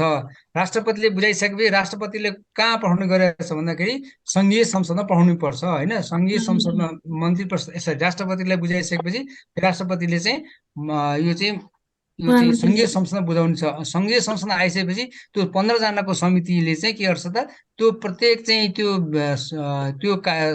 त्यो प्रतिवेदनमा लेखिएका कुरा र व्यवहारमा चाहिँ मिल्छ मिल्दैन भनेर त्यसको चाहिँ के छ अनुगमन गर्ने भनेको त फिल्डमा नै जान सक्ने भयो। त्यसका चाहिँ डाटाहरू जस्तै उद्योग धन्दा मैले यो सरकारले चाहिँ गत वर्ष चाहिँ 100वटा चाहिँ उद्योग खोल्यो भनेर भन्यो त 100वटा उद्योग खोलेको थियो कि थिएन भनेर अनुगमन गर्न सक्ने भयो। त्यस कारण यो अनुगमनको पाटो पनि एउटा महत्त्वपूर्ण हो। त्यस कारणले गर्दाखेरि यो चाहिँ राज्यका निर्देशक सिद्धान्तलाई कार्यान्वयन गर्ने पक्षमा नेपालको संविधानले चाहिँ अनुगमन सङ्घीय संसदको एउटा समितिलाई चाहिँ अधिकार दिएको हुनाले यसबाट चाहिँ के हुने हो भन्दाखेरि यो अदालतमा जान नसक्ने भए पनि त्यसबाट झन् जनताबाट निर्वाचित प्रतिनिधिहरूले प्रत्यक्ष चाहिँ त्यसको चाहिँ अनुगमन गर्ने, त्यसको चाहिँ फाइदा बेफाइदा हेर्ने, सरकारले गरेका कामहरू हेर्ने र कतिपय चाहिँ नीतिहरू जस्तै अब शिक्षा सम्बन्धी नीति भनौँ, स्वास्थ्यसँग सम्बन्धित नीति भनौँ अथवा रोजगारसँग सम्बन्धित नीति भनौँ, ती नीतिहरू चाहिँ सङ्घका प्रदेशको र स्थानीय तहमा चाहिँ एक अर्कामा एकरूपता छ कि छैनन्। एकरूपता भए पनि फेरि चाहिँ त्यो चाहिँ फेरि यो चाहिँ हाम्रो चाहिँ यो राज्य निर्देशक सिद्धान्तसँग चाहिँ विपरीत छन् कि वा छैनन् भन्ने त्यो हेर्ने अधिकार पनि त्यसलाई रह्यो। त्यसरी त्यो हिसाबले चाहिँ यहाँले चाहिँ आफ्नो एन्सर लेख्नुपर्ने भयो क्या। त्यसो अलिक 10 मार्कको भएको हुनाले अलिक बढी नै लेख्नु पर्यो, यो सबै डिटेल नै लेख्नुपर्छ क्या। सर मैले अघि सोधेको थिएँ नि हजुर यो नेपालको संविधानमा भएका मौलिक हकहरू नागरिक अधिकार संरक्षण गर्न यथेष्ट छ कि छैन भनेर आफ्नो धारणा दिनुहोस् भने कस्तो लेख्ने? यहाँलाई कस्तो यथेष्ट छन् कि छैन नि त? छन् सर, व्यवस्था गरेको कार्यान्वयनको पाटो चाहिँ कमजोर छ। यथेष्ट छन् होइन, यथेष्ट हामीसँग धेरै छन् किन 31वटा अधिकार छन्। जुनसुकै संवैधानिकविदले विदेशका संवैधानिकविदले पनि नेपालको चाहिँ मौलिक हक एकदम राम्रो उत्कृष्ट भन्छन्। तर हाम्रो चाहिँ के छ त हाम्रो चाहिँ आर्थिक अवस्थाले गर्दाखेरि यो चाहिँ उत्कृष्ट निकृष्ट भयो। किनभने त्यो कार्य गर्न शिक्षासँग सम्बन्धित अधिकार भनौँ, स्वास्थ्यसँग सम्बन्धित अधिकार, सबैलाई स्वास्थ्यको सुविधा आधारभूत स्वास्थ्य हुने छ भनेको छ, आधारभूत शिक्षा हुने भनेको छ। अब कार्य जस्तै आधारभूत शिक्षा भनेको छ प्रत्येक चाहिँ सामुदायिक विद्यालयमा भर्नाको लागि चाहिँ के गरिन्छ फिस लिन्छ होइन, पैसा लिन्छ, निःशुल्क भनेको छ नि त होइन। स्वास्थ्यसँग सम्बन्धित प्रत्येक चाहिँ नागरिकलाई चाहिँ निःशुल्क उपचार गर्नुपर्छ भनेको छ। के छ त फेरि त्यो चाहिँ उपचार निःशुल्क हुन्छ त? तपाईँलाई हामीले निःशुल्क पाएको छ त? छैन नि। अनि रोजगार भनेको छ प्रत्येक नेपाली रोजगार नपाएर सबै अरबतिर जानु परेको छ भनेर रोजगार पाएको छ त? छैन नि होइन। त्यस कारणले हाम्रो चाहिँ हाम्रो व्यवस्था चाहिँ पुरा छन्, तर कार्यान्वयनको पाटो चाहिँ प्रत्येक कार्यान्वयनको पाटो चाहिँ के छ त भन्दाखेरि त्यो चाहिँ अपुरो छ होइन, कार्यान्वयन छैन। त्यस कारणले हामीले के क्रिटिकल्ली लेख्नु पर्यो यसमा चाहिँ पुरा छ चाहिने जति छ त कार्यान्वयन चाहिँ कुनै पनि भएको छैन भन्ने हिसाबले चाहिँ लेख्नु पर्ने भयो होइन। अब यो न्यायसँग सम्बन्धित अब पीडितसँग सम्बन्धित अधिकार नै भयो। त्यो पनि हाम्रो चाहिँ के छ भन्दाखेरि अब चाहिँ पीडितको कुरालाई अहिले सुन्ने चलनै छैन नि होइन। भर्खर हाम्रो चाहिँ पीडितसँग सम्बन्धित अधिकार भयो, तर त्यसलाई चाहिँ हामीले के छ यो चाहिँ सरकारले भनौँ अथवा कुनै पनि चाहिँ न्यायालयले पनि पीडितको पक्षमा चाहिँ फैसला चाहिँ कमै गरेको पाइन्छ होइन। त्यस कारणले कार्यान्वयनको पक्ष चाहिँ यदि कमजोर छ, तर चाहिँ हाम्रो चाहिँ 31वटा अधिकार चाहिँ यथेष्ट छन् भनेर लेख्न चाहिँ सक्नुहुन्छ। धार्मिक स्वतन्त्र भनेको छ धार्मिक अब चाहिँ द्वन्द्व होला जस्तो चाहिँ हुन्छ होइन। अब चाहिँ स्वच्छ वातावरणसँग सम्बन्धित भनेको छ, अहिले वातावरण कति चाहिँ प्रदूषित छ त होइन। त्यो अधिकार त छ नि, तर कार्यान्वयन चाहिँ छैन नि त। त्यसरी कार्यान्वयनको पाटोलाई यहाँले बढी फोकस गर्नु पर्यो। एक दुईवटा एक्जाम्पल दिने होइन, जस्तै रोजगारसँग सम्बन्धित चाहिँ अधिकार भन्यो होइन। अहिले दिनहुँ चाहिँ कति हजार चाहिँ मान्छेहरू विदेश जान्छन् भने रोजगार त पाए त? यी नेपालमा रोजगार पाएको भए जान्थे त होइन। यहाँ जस्तै लोकसेवा पास गर्न सक्ने भए अथवा लोकसेवा पास गरेर पुरो जारी खान सक्ने भए जाँदैन थियो होला नि होइन। त्यस कारण यहाँले चाहिँ यही हिसाबले कार्यान्वयनको पाटोलाई बढी जोड दिनु पर्यो। यो कुरा चाहिँ छन्, अब कुनै पनि जस्तै मानव अधिकारले दिएका कुराहरू 31वटा चाहिँ जम्मा यो मैले युनिभर्सल डिक्लेरेसन ह्युमन राइट भने त्यसमा 31वटा अधिकार छन्। ती अधिकार सबै नेपालको चाहिँ मौलिक हकको रूपमा राखेको छ होइन। तर त्यसको कार्यान्वयन चाहिँ के छ त, धेरै कमजोर छ। कार्यान्वयनलाई चाहिँ बढी फोकस गर्नु पर्यो उदाहरण दिएर है। यसमा चाहिँ अरू केही छ?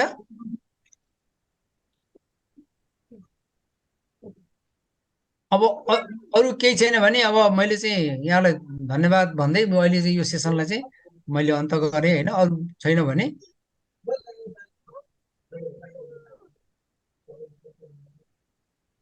सर नोट चाहिँ कहिलेसम्म पठाइदिनुहुन्छ नि?